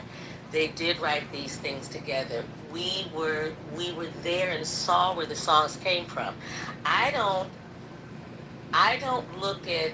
It's strange to me that you need to belittle former relationships and your other children to warrant that this is the love of your life. Mm-hmm. I just let it be the love of your life. Right. Everyone is happy with love and being in love. We are a proud blended family. I love my love daughters. They're sisters. I love their mamas. And these, I do have to make clear, a lot of times I hear that the narrative is, these are my love daughters are children that happened within our marriage. Even if they were, that wouldn't be an issue for me. But respecting their mothers, they were not side women. These were women that he had relationships with after. Because that is one of the rumors that he had a baby during. No. The woman that came to my home, I don't know if she still had that child or not. That was during our marriage. But their siblings, my love children that their moms have allowed me to share their lives with, they love my sons just like I do, and that we used to share Christmases together. I'm glad my son said that. We don't want it to appear that there were no good times. We had good times. Yeah. Because our families were that close, even after our divorce, he still came for Christmas. He made the comment that I brought her whole family out for Thanksgiving. No, you requested us to come out. We weren't doing that. You would always spend Christmases with us. We wanted the boys with their dad. He wanted that sense of family. He would, that is what we would do. When we spent the time there, the girlfriend was there. No one cared. This is our bottom line is family. It's just family, whether it's blended, whether it's not. Even, the wife at the time, the girlfriend at the time, the other fiance, 2 kids partially grew up with my sons. Right. I would go out, spend time in summer. We're in the kitchen cooking. The kids are here. I don't want it to seem that we had issues with the fact that you had other relationships. You should. This is life. Be in love. Right. Have those kids. Bring them into the family. That's what we've always done. Which brings about my issue and where all this starts from. Because how dare you treat my siblings as less than? Right. Simple. The less than thing is a point of contention for a lot of people in the public because the world became aware that you, Brian McKnight Jr., now don't share the exact same name as your dad because he changed his name to a different middle name to match my new young brother. Your new young brother that he has with his wife, Patty, whose name is Brian McKnight. Right. So he basically made him the junior and kind of, for lack of a better term, unjuniored you. Right. How did? And I'm sorry, I just know It's just weird. It's like idiocracy. Patty. It's like living in a movie. What? Patty. How'd that happen? How'd you find out? I found out like everybody else. We find out everything online. Imagine waking up one day. I'm like, is my son still Brian McKnight the third? Or is he a junior? See, like it's. Again, do these sound like decisions by someone of sound mind? I don't know. Or is it that? Do you resent? Everyone's gearing up for the holidays. That much and Brian McKnight doing that is almost like the King of the Hill with Hank and Good Hank. If y'all don't know what I'm talking about, go back and look at King of the Hill. If so, why? What did we do to you, dog? Listen, that's why I said I know where all the bodies are buried. I have protected my dad more than anyone else on this earth. Oh yeah. And when I had my little exchange with him, and I said that there are things I know that I've been told, and I've made an effort to not say them, and I won't, right? Because there are things that haven't been said in this interview by any of us that go way beyond anything that happened. 100%. Because the goal is not to drag anybody. And I'm gonna play the interview with him and Anton, and I'm also gonna try to find the exchange between Mark Lamont Hill and Brian McKnight. I'm also gonna try to find that too. I think it's not to anybody. That's not the point here. Right. There's no pettiness in this. This is about Let's see if I can find it. You telling your side of the story, and hopefully creating a space for healing. Yeah. That's all I want to do. It's the only reason why I'm here. Yeah. How do you heal? How can you heal? More conversations like this. Yeah. But with a level of openness and understanding and compassion. That's my whole movement from here on out. That's why I'm glad I'm doing this. That's why I started a GoFundMe and released that to the public for helping me fix my truck. I need people to understand that I'm a real person. Right. I have a side of this that y'all should not know, but I am now willing to meet you wherever you're at. Yeah. If you're someone that feels like I'm just a drug addict deadbeat that should have done this because my dad was Brian McKnight, okay, cool. Come get to know me. Come talk to me. I'm about to do a cross-country trip from LA to Raleigh, and I want to meet all of you on the way. I want to touch the people that have invested in me and helped me get my truck back on the road so that y'all can see that this is what I'm here to do. In the midst of that, I would love to build a community of not only just young men and young fathers and dads, grandfathers and everybody, but a lot of women as well that are going through this, children, other celebrity kids or other kids of people in prominent places that are going through similar things that maybe not be in the public. But I do think if we have to be the family that has made an example of how to find redemption together, even to my father, dog. Yeah. Wouldn't it be amazing after all of this to come to a place where we can come back together and give the people what we should be giving them? Absolutely. Wouldn't that be the arc of a century of the family? He said, when asked about healing or communication or reconciliation, he said the time has come and gone for that. Do y'all agree? I don't agree. I think the rapper in me does? Yeah. Yes, the rapper. The rapper in me? Yeah. Yes, see that this... He's blaming him.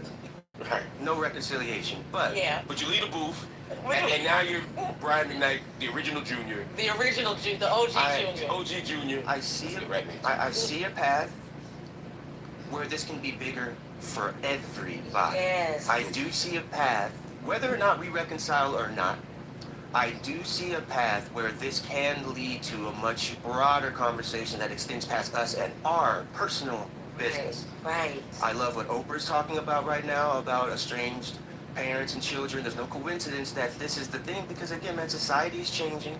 Our narrative on marriages and relationships are changing. These young kids have a different viewpoint of the world. But me being like, the middle child generation sees, though, that we need a new mentor. We need someone my age out here talking to these kids and even to our older generation and bridging that gap. Me and my Uncle Vic, one of my favorite singer-songwriters and one of my mentors, my mother's older brother, we talk about all the time, how can we bridge this gap? How can we bridge this gap? And it's doing things like this, man. This is why I'm so appreciative of you. Even the way that you've led this conversation and the way that you've hosted this has allowed us to be vulnerable. It's allowed us to speak on certain things, and it's allowed us to just give our perspectives. It's not about change. It's not about controlling the narrative. It's not even about changing the narrative either, but it's about getting to the place to where the conversation is open and honest and is met with a willingness to grow. Iron sharpens iron. The only way we can move forward, even as a culture, is to begin to have these tough conversations. Yeah. Very, very tough conversations, man, about blended families, especially. This, as we know, it's a thing in our culture. And I think now even men my dad's age are starting to come to terms with that as well. How much time they wasted in their 20s and 30s chasing these O's instead of reaching their full potential. Getting back to my dad, where's the music, dog? Where's the Brian McKnight that we love and the reason why everyone believes what you say? Where is what you do? Where did he go? You're so loving and in love. Maybe he's very surprised. Maybe he's too happy to make music. No, as a songwriter who's never had writer's block for 20 years, and I'm still operating on a high level, through the highs and the lows, through the things that I'm going through now, what I can still do is sit down and write a better song than anybody that you know, other than my dad. Yeah. And even he, I don't think, can fuck with me anymore. Sorry for cussing. But it's because I've never stopped, and I've never used people to be my muses. Right. I think what my dad has run into is meeting his match in someone that does not inspire him.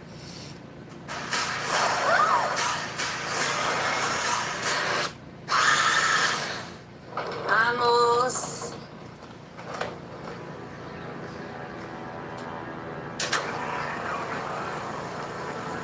Ellos cuentan con nosotros. Nosotros contamos contigo. Por favor, dona ahora. And I'm sorry to say that, but that's just me keeping it OG real with you.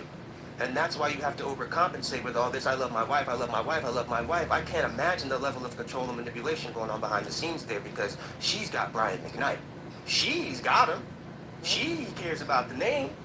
She is the master planner behind a lot of these things. I believe that in my heart, which opens up another conversation about, and what a lot of men don't think, haven't had a lot of time to talk about until very recently, is how a lot of these women move out here. Right. Everybody want to talk about my mama. You feel me? With all these untruths and things and completely making her past and her hardships irrelevant for whatever reason. It's like, no, okay, well, it's time to shine a light on a lot of these hoes out here that are ruining niggas' lives, that are stealing the lifeblood from niggas. You know what I mean? That are sucking the soul out of our great artists. I believe this is a big reason why we don't get a lot of music from a lot of the people that we love so much that have disappeared into the thin air. Where did you niggas go? Y'all can't write no more music with the 90s and the 2000s, all y'all had? Or did you spend a whole lot of time not working out no more? I challenge all of you to come to the studio with me. You need to get it back. You try to get that spark back. I challenge you all. Let's get back to putting it into the music. Yeah. All we hear all the time now, niggas don't beg no more. Niggas don't make no music for love no more. Where did that go? It ain't that we're not loving people. It's not that we're not in relationships, but I do think a little bit of that essence has gotten lost somewhere. And in the case of my dad, if you are so in love with your life and your lady, where's the proof other than Instagram? Why are you trying to prove it to us so badly in that way? Get behind that piano, dog, and write something meaningful that we would actually care about. That's what we love you for. I'm your biggest fan. Yes, it's amazing. The most disheartening thing about all of this is the fact that, dog, where are you? Even as you talk about your dad, all the criticism, all the frustration, I still hear love. I still hear admiration. Oh, That's my dad. If you had in fact, you do have the opportunity to say something to him, directly to him, what would be your message to him? Oh, I've been saying it. Come talk to me, man. When you're ready. You got my number. You obviously aren't in our IDs. But I do think there's a bigger conversation that we need to have. And if you and I, Father, can get past that point publicly, imagine what we could do together, man. If money also is the issue, because I know that's a big thing for you, imagine what we could do out here. Brian McKnight, the two best singer-songwriters on earth, I believe, and producers, because more people should know that you're an amazing producer. You need to get back to it. Yeah. I understand it's frustrating, man. I understand it's hard. I can't imagine what you're going through. I can't imagine what you're feeling. I know you miss Grandma Elaine. I know you miss us, man. And I know it's hard now. And I'm sorry I put that post out and ruined what you thought was the view of the world for you. But imagine what we could do now. Give us a chance. Give us a chance. But what you're not going to do is talk about Nico anymore. And I'm going to make that very clear. If we can put that to the side, just imagine what we could do. Look at what the Jonas Brothers are doing, man. I reference them all the time. There's no reason why we shouldn't be doing that, and there should be a black, prominent family that is doing the same thing. Imagine with all the talent in our families, what we could do together. Just take a second and imagine that. Please. Family. Family. Family. I know that you haven't forgotten that. Family. Man. Julie, if you had a message, what would it be?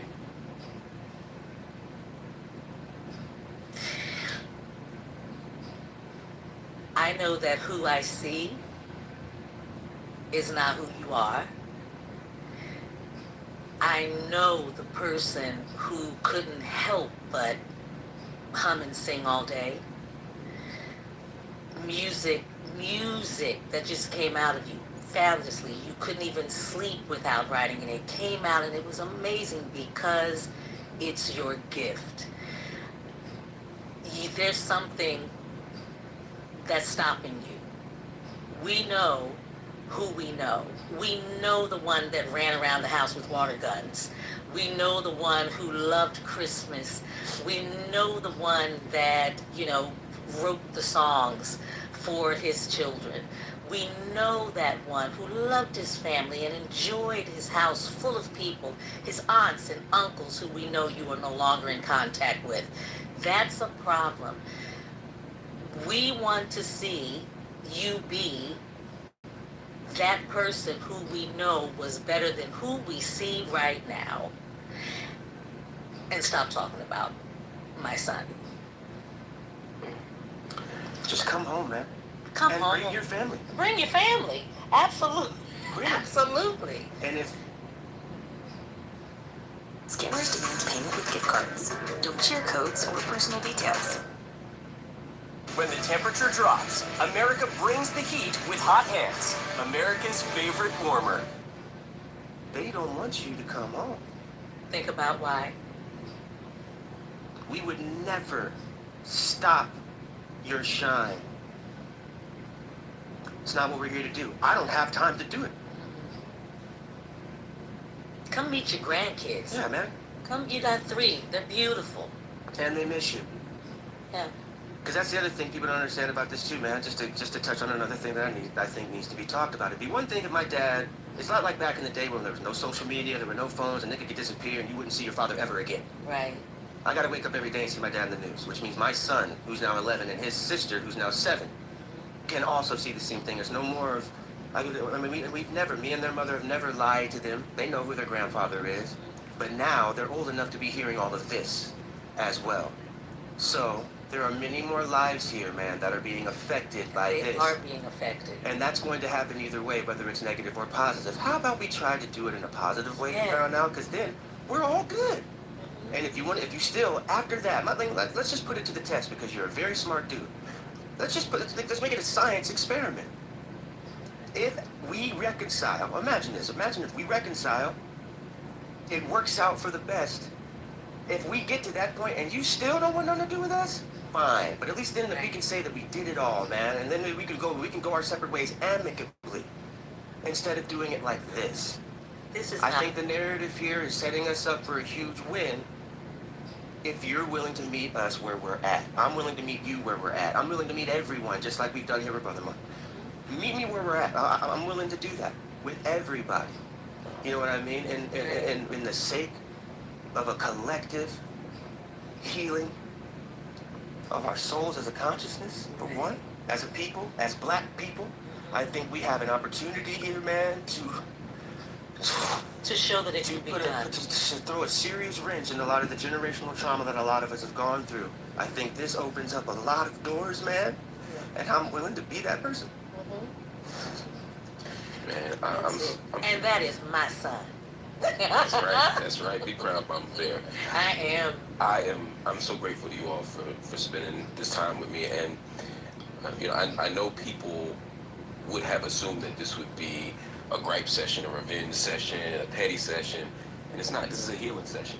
Healing. Right. We heal by first exposing our wounds. Right. And Absolutely. now we're going to treat those wounds. Absolutely. And the next step is up to y'all, man. I send love to you. Again, my gratitude to you, and I'm praying for you and your family. Thank you. Thank you, thank you. Everybody, thank you for watching Conversations with Mark Lamont Hill. We'll be back soon. And I'm gonna play this here too. I'm gonna play this here. But there's an exchange between Mark Lamont Hill and Brian McKnight. And a little bit later on tonight, I'm gonna play the interview with Anton Daniels and Mark Lamont Hill.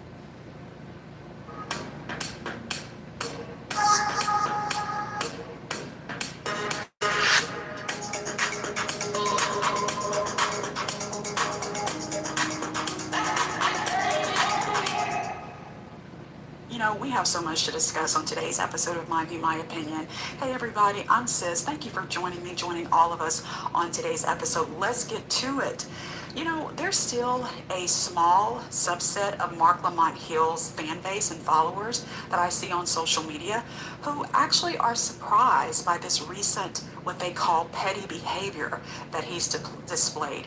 Some of them are even blaming the Joe Budden podcast and the crew, saying ever since he went up over there last summer, he's just been displaying things that they are not used to seeing him display. They're saying that they thought he was above it. Well, first of all, okay, you can't bring out of someone something that wasn't already there. Okay, that's a life principle. He is a grown man after all, and not only that, he is just human. Okay, everyone has feelings and emotions, and not everyone expresses them in the healthiest of ways. Okay, even if they're really smart and well read. Okay, but we're gonna get to all that. Let's talk about what you came here for. I have some clips I want us to listen to together. Okay, so be prepared to adjust your volume. Let's talk about how all this got started, and then we'll talk about what popped off within the last couple of days. Okay, so for those of you who may not know, the Joe Budden podcast, okay, is like all podcasts.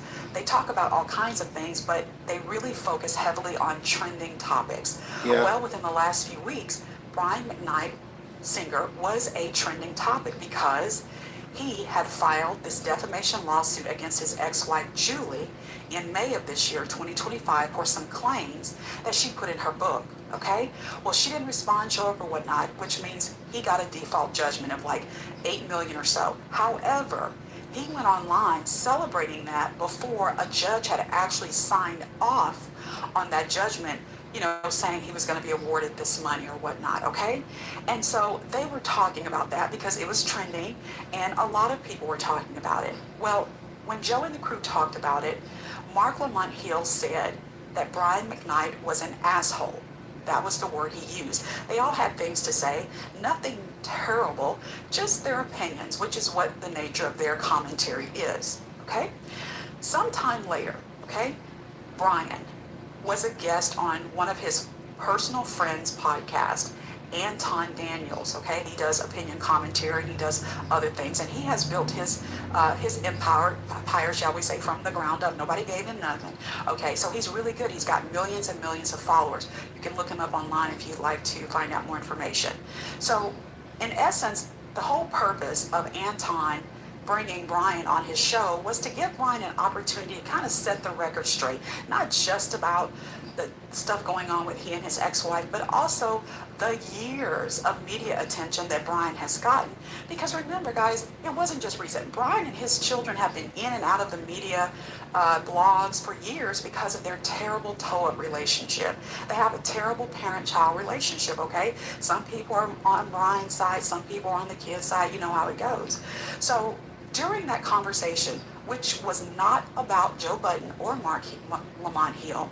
At one point, as they were talking about why don't people want the truth, because Brian feels like he has been portrayed negatively in the media and that there are more lies out there about him than truth. And he credits his ex-wife for a lot of that, okay? Well, when they were talking about that, Brian, brought up what he had heard on Joe Budden's podcast, okay, and what Mark said. Well, Anton then had something to say about Mark, okay?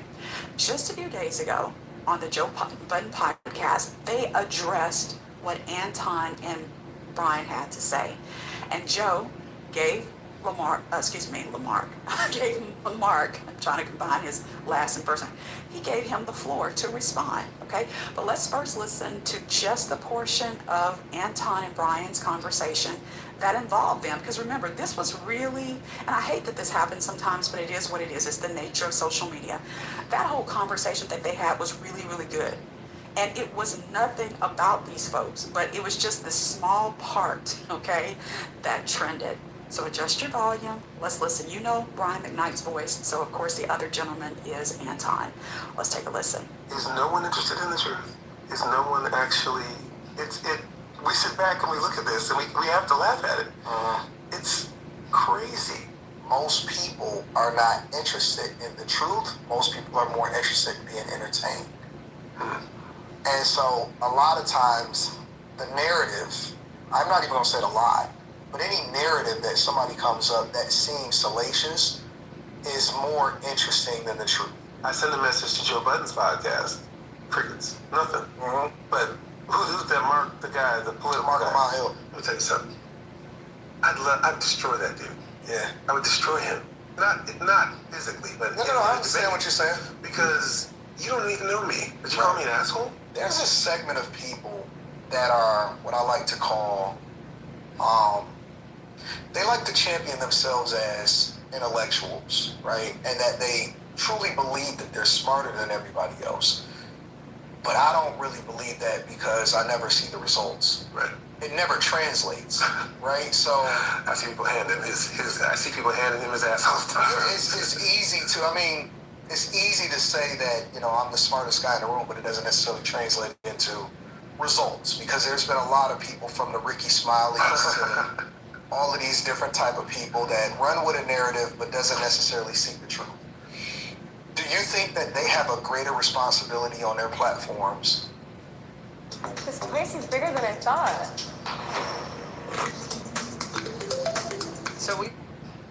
To be not only entertaining, but also objectively try to find the truth, to have these conversations, especially when they have the opportunity to reach out to you and it's not like you're hard to find?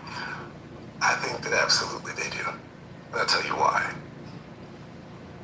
One of the reasons why the average watcher or listener is the way that they are is because they see and idolize the people that are acting the way that they do. Right. So why would they be any different? Why would they seek the truth? Why would they look for the truth if the people that they put up on a pedestal don't look for the truth either? That's a good point. Right. They're more responsible than anyone because they've got the bigger platform. So when I go out and I call somebody out about it and they don't reach back, that just tells me you're a coward, that you don't have the intestinal fortitude to sit here with me. Right. Because you know I'm smarter than you. And you know that I have a truth that you don't want to actually get to. I think that another part of it, though, is that they pander into their audience. Right. Well, that's exactly what I'm saying. Yeah. Now let's listen to Joe and his crew responding to that and giving Mark the floor, as I said earlier, to respond. Now, please know that Mark, who pretends he didn't know who Anton Daniels is, a lot of you know that part of the story too, although we're not here to fully discuss that. But let's just throw that in there just really quickly. Originally, Mark Lamont Hill claimed he did not know who Anton Daniels is. Again, a lot of people may not have heard of Anton Daniels, but those people are not a Mark Lamont Hill. If you're in the media space like Mark Lamont Hill is, you have heard of Anton Daniels. See, don't compare yourself in the backwoods of Alabama to Mark Lamont Hill. Don't compare yourself in the Valley of California to Mark Lamont Hill. You're people who move in media, they know who's who because everyone's vying for pretty much the same audience of people, or at least part of their demographic, okay? So he claimed, I don't know him and blah, blah, blah. But then Anton went on his social media and he exposed a DM that he got from Mark Lamont Hill's person, or maybe it was Mark. Mark claims it wasn't him, but y'all, we don't know who it was. It probably was Mark, if you want my opinion, where the person was asking Anton to come on Mark's show. Y'all know Mark has his own show on his YouTube channel, okay? And so then Mark was on Spaces, I think it was Twitter Spaces, with Danny, with some of the other people saying, listen, I don't know who he is. I don't even know how to pronounce his name. All the stuff that people say when they're caught. You know exactly who this man is. Okay, but anyway, that's neither here nor there. Let's get back to what we're here for today. So now let's listen, as I said, to Joe and his crew as they talk about this, okay? Now, y'all know Joe Messi, okay? So he's playing the shot. He's playing the shot. Anyway, let's just listen to it. Adjust your volume. We had a little bit of smoke. Our good brother Brian McKnight went on Anton Daniels' podcast and shared some things. I have a clip here. He shared that he reached out to the Joe Budden podcast so he can attempt to be a guest. Who caught that message? I want to let Mr. McKnight know I have never received that message. You must have sent that to like the pod page. Or something. Because if you would have sent that to me, we would have handled that in a heartbeat. You know, I got you singing at my wedding. Maybe you don't know. No more. No more. Why not no more? Wait till we done. Oh shit. Oh, come on. Anyway, I have this. Better get back up. I have this. I here like to hear it go. Because here's the thing. Why can't we sit and talk about it? Yeah, I agree. I sent a message to Joe Budden's podcast. Crickets. Nothing. But who said Mark, the guy, the political Mark guy? What's the guy's name again? I'd destroy that dude. I would destroy. Not physically, but because you don't even know me, but you're only an asshole. Yeah. Well, I look at Mark Lamont Hill. Get him in. There's a segment of people that are what I like to call, they like to champion themselves as intellectuals, right? And that they truly believe that they're smarter than everybody else. But I don't really believe that because I never see the results. It never translates. So when you pay rent with Bilt, you earn valuable points every month to redeem toward flights with world-class airlines, stays across all major hotel programs, Amazon.com purchases, future rent payments, and so much more. Plus, paying rent with Bilt unlocks access to neighborhood benefits all around you. From exclusive member experiences, complimentary fitness add-ons, dining rewards, pharmacy savings.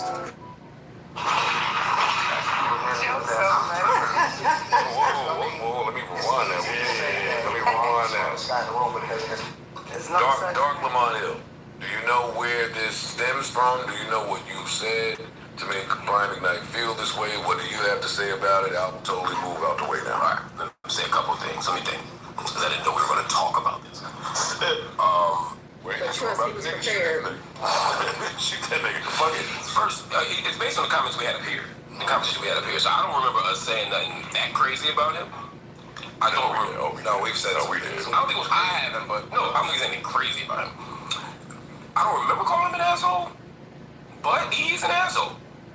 Let me be clear. Brian McKnight, is this my camera? Brian McKnight, you are an asshole.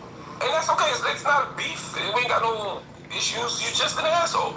I'm basing that on having interviewed Brian McKnight lots of times. Since I wasn't going to mention this, but I've interviewed you lots of times. You were rude and nasty to everybody on my crew. Everybody on my team, you were nice to me. But the measure of being an asshole isn't how you treat the host. It's how you treat everybody around him. And you've been a dickhead to them. No disrespect to you, except you're an asshole. I was in an airport in Eastern Europe. I was headed somewhere. You were headed somewhere different. I watched a woman come to it, ask you for an autograph, and you completely ignored and disrespected her and walked off. You're an asshole. But that's not why we're talking about this. So he said, I don't know you. I don't know you. But I don't have to know you to know you're an asshole. I don't get into your family business. Your family business has nothing to do with me, except when you make it public. And when you put your family in public on blast, that might make you an asshole. That's all I'm saying. When you have children and you say my children are the product of evil, that might make you an asshole. Yeah. Somebody said so, but the Bible says you should love your children. You say my older children were the product of sin. That might make you an asshole. Damn, Mark. Damn, Mark went in. And then you fall out with them, have a new baby, name him Brian McKnight with a different middle name, and then legally change your name to the new kid's name. You tried to start back at one with your kids. Damn, Mark. So please. Damn. You're better than us. You're not. You Damn, Mark went in. If you want to come here and debate, I'm sure they will let you debate. But you didn't contact nobody. You're lying, just like your children say you lie. And for the record, I have spoken to your children off the record, and they told me a laundry list of shit about you that's way worse than anything has ever happened in the public. I'm not going to say that on air. We can keep that between me and you. But if you keep doing this, I will put it out. See, that's the thing. So now, if you want the smoke, keep coming, or we can just stop this right here, my brother. God bless. So that's him letting him know, if you keep coming, I'm going to put out all the information that's not even public. Now, who knows what that is? Who knows what that is? I'm sure it would be very devastating if it's true that he has information that we don't already know. Remember, guys, his children, his sons, his daughter. Remember, Brian and his daughter had a lawsuit. Okay, so we know a lot from these kids. But again, because we're not in the family, we would never know everything. But yeah, so Brian, okay, up until today, I'm making this, okay, he has not responded. Okay, nor has Anton Daniels, all right? But that's not to say they won't, because remember, y'all, it is COE. Yes, this is a real thing happening between these people, but everyone's going to make money off of it. That's the nature of social media. That's the nature of content. You can't say people are wrong. Like, I'm not going to say Joe and his crew are wrong. I'm not going to say they're wrong for firing the shots. That's a part of it. That's a part of the whole COE, content over everything. I'm not going to say Anton was wrong and that Brian was wrong. These are adults. This is what's happening. And yes, if there's money to be made off it, it's going to happen. Now, I will just say this. Having worked with children and families before, I know, honey, okay? Because I've been on that side. When adult children, which is Brian's children are all grown, when they tell you all kinds of stuff, and you're like, what? No. Surely that didn't happen. And it can be really terrible. So I'm going to say this as I get ready to let y'all go. I hope, let's just say Brian responds and says, put it out there, Ninja, put it out there. I don't care. You ain't got nothing on me, whatever. Let's say he responds. However he responds, that may tick Mark off, that Mark may come back and expose the secret information. I hope Mark, from this point forward, takes the high road. Don't do that. Because the children talk to you. Which, how did that even come about? You say you don't know him. You don't know Brian. You didn't say you were friends with the children. You didn't say you interviewed the children. Maybe Mark Lamont Hill has interviewed the children as well. The sons, maybe not just Brian, okay? But whatever they told you, I'm sure was in secrecy. It was in confidence. And so trying to expose what possibly was told in confidence just to get their father back, that to me is just going a little too low. Like, when I had to share what children would tell me, I would always say to them, a lot of you heard me say this, because, sometimes people would kind of read you wrong. Oh my God, you're just so friendly, and I'm just going to tell you this. And very often they would say, well, let me tell you this off the record. And I would remind them, there is no such thing as off the record. I'm here in an official capacity. You're here at my office. We're at the police station in an official capacity. There is no such thing as off the record. Anything you tell me, I am subject to tell it on the stand if I'm asked a question about it. So unless Mark was interviewing the children, meaning they understood anything you tell him, he could later, today, 10 years from now, come back and expose, that's okay. And he can tell the secret information if he wants to. But if it was because you called them out of concern, or you rolled up on them at the airport and they sat down with you during a layover and talked with you for 2 hours and exposed all the stuff Daddy did to Mama or whatnot, if you tell that, that's a whole different circumstance. So hopefully Mark was just blowing off smoke here, but maybe not. But as I end, I want to just say this. You know, a lot of Mark Lamont Hill fans, as I said earlier, well, not a lot. Let me not exaggerate. That's not true. I haven't seen a lot. I've just seen enough people to say, you know, I'm really surprised at how he's been behaving. As I said earlier, they're even blaming, they're blaming Ice, they're blaming Parks, they're blaming Eon, they're blaming Joe. This is just proof of how when you get around the wrong people, it just brings out the worst in you. That's not true. It's true. But that truth doesn't apply to Mark Lamont Hill. Mark Lamont Hill has been messy. Mark Lamont Hill has had meltdowns. One of the things I share with you all that I learned in my research when I was preparing to do a story for Mark is going all the way back to the 90s. Did you hear what I just said? Going all the way back to the 90s. We're not talking about his little job he lost at CNN in 2018. All the way to the 90s, Mark Lamont Hill has not been able to consistently keep a job. And that is always a red flag. Because I was saying to my audience, I don't believe Mark Lamont Hill is who people think he is. Now, I don't know him. He could be the best person ever. This is an opinion commentary podcast. I just know that any person who can't keep a job is always, all of his jobs seem to end around the 2 to 4 year mark. See, that's called a pattern. Excited about the Subaru Share the Love event because Subaru retailers nationwide are giving back. Giving back makes us who we. But what exactly are you doing on these different jobs at the 2 to 4 year mark that's getting you fired? Right? The whole reason Mark is at Joe Budden's podcast is because he needs money. You know, people remember we talked about that whole Queen's Flip situation where the Native Land podcast girls and Guy, came after Joe and him, saying Joe and him are dumb, and versus basically we're smart, y'all are dumb.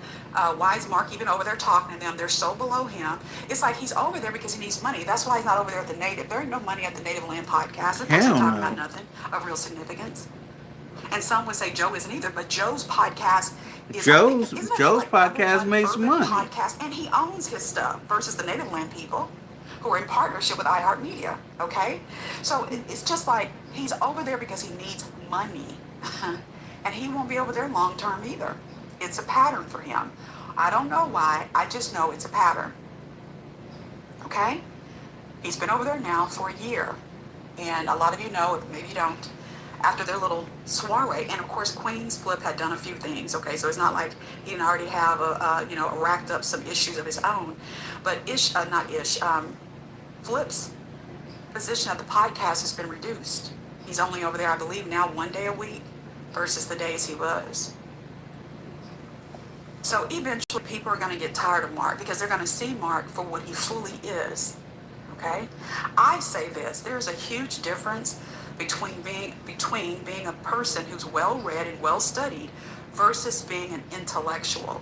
Just because Mark Lamont Hill can assimilate the information he's read well and he can articulate it well, that doesn't equate to being an intellectual, not to me.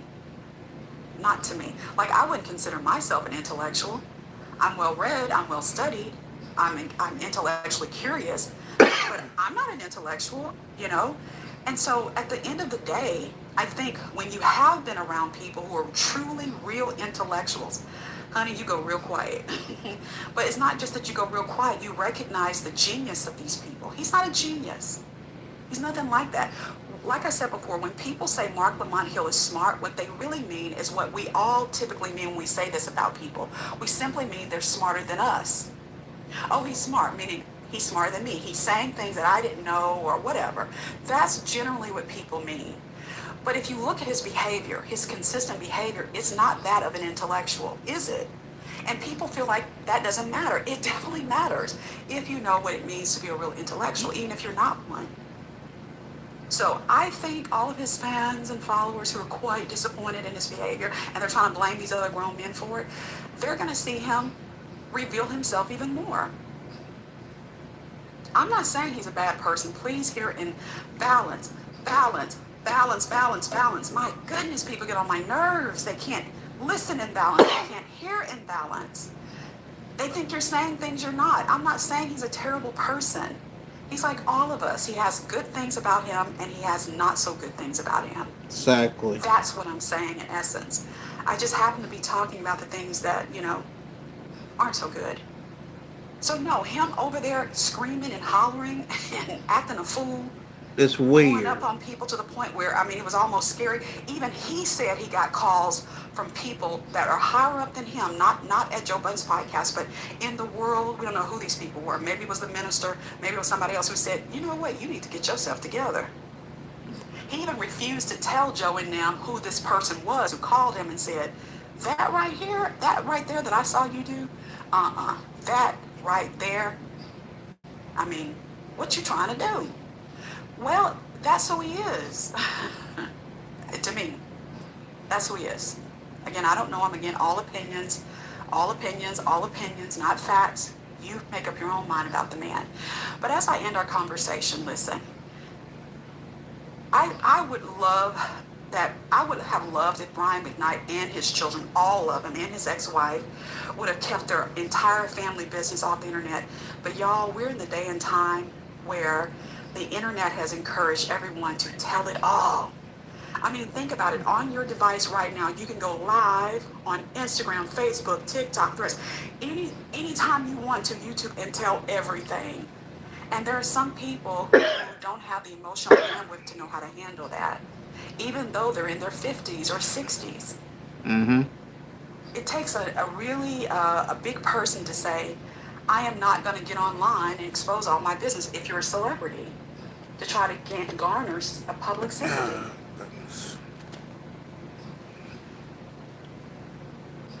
I'm not on anyone's side in this situation, because guess what?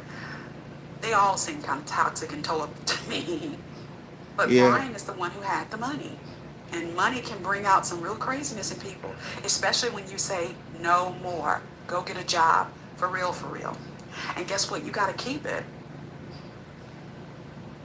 That can really set off people who are used to just kind of having everything handed to them. So what are your thoughts about this? If you follow, if that's the key. If you follow Mark, if you follow Joe Budden's podcast, if you're a fan of Brian McKnight's music, if you know who Anton Daniels is and you follow him, what are your thoughts? Now, if you don't know any of these people, honey, listen, let's be mature. You don't need to drop in the comments just to tell us you don't know who they are. That's the craziest thing to me that I see people doing everywhere on social media. I heard a girl say the other day to her audience, if you don't know who they are, why are you even... it just says a lot about people. No, if you don't know who they are, you learn some things about them. So if you're going to comment, just tell us what you think about what you learn, girl, okay? But for those of you like me who follow some of these people, let us know your thoughts on this. Do you think Mark, should reveal this secret information if Brian claps back? Or do you feel like whatever it is, unless those kids gave him permission to tell it publicly, he shouldn't, nor should he even have brought it up in his clapback to Brian and Anton? Let us know your thoughts. I'll talk to you in the next one. Bye, guys. With that being said, I'll see y'all later. And I'm going to try to come back with the interview of Anton Daniels and Brian McKnight. See y'all later. Peace.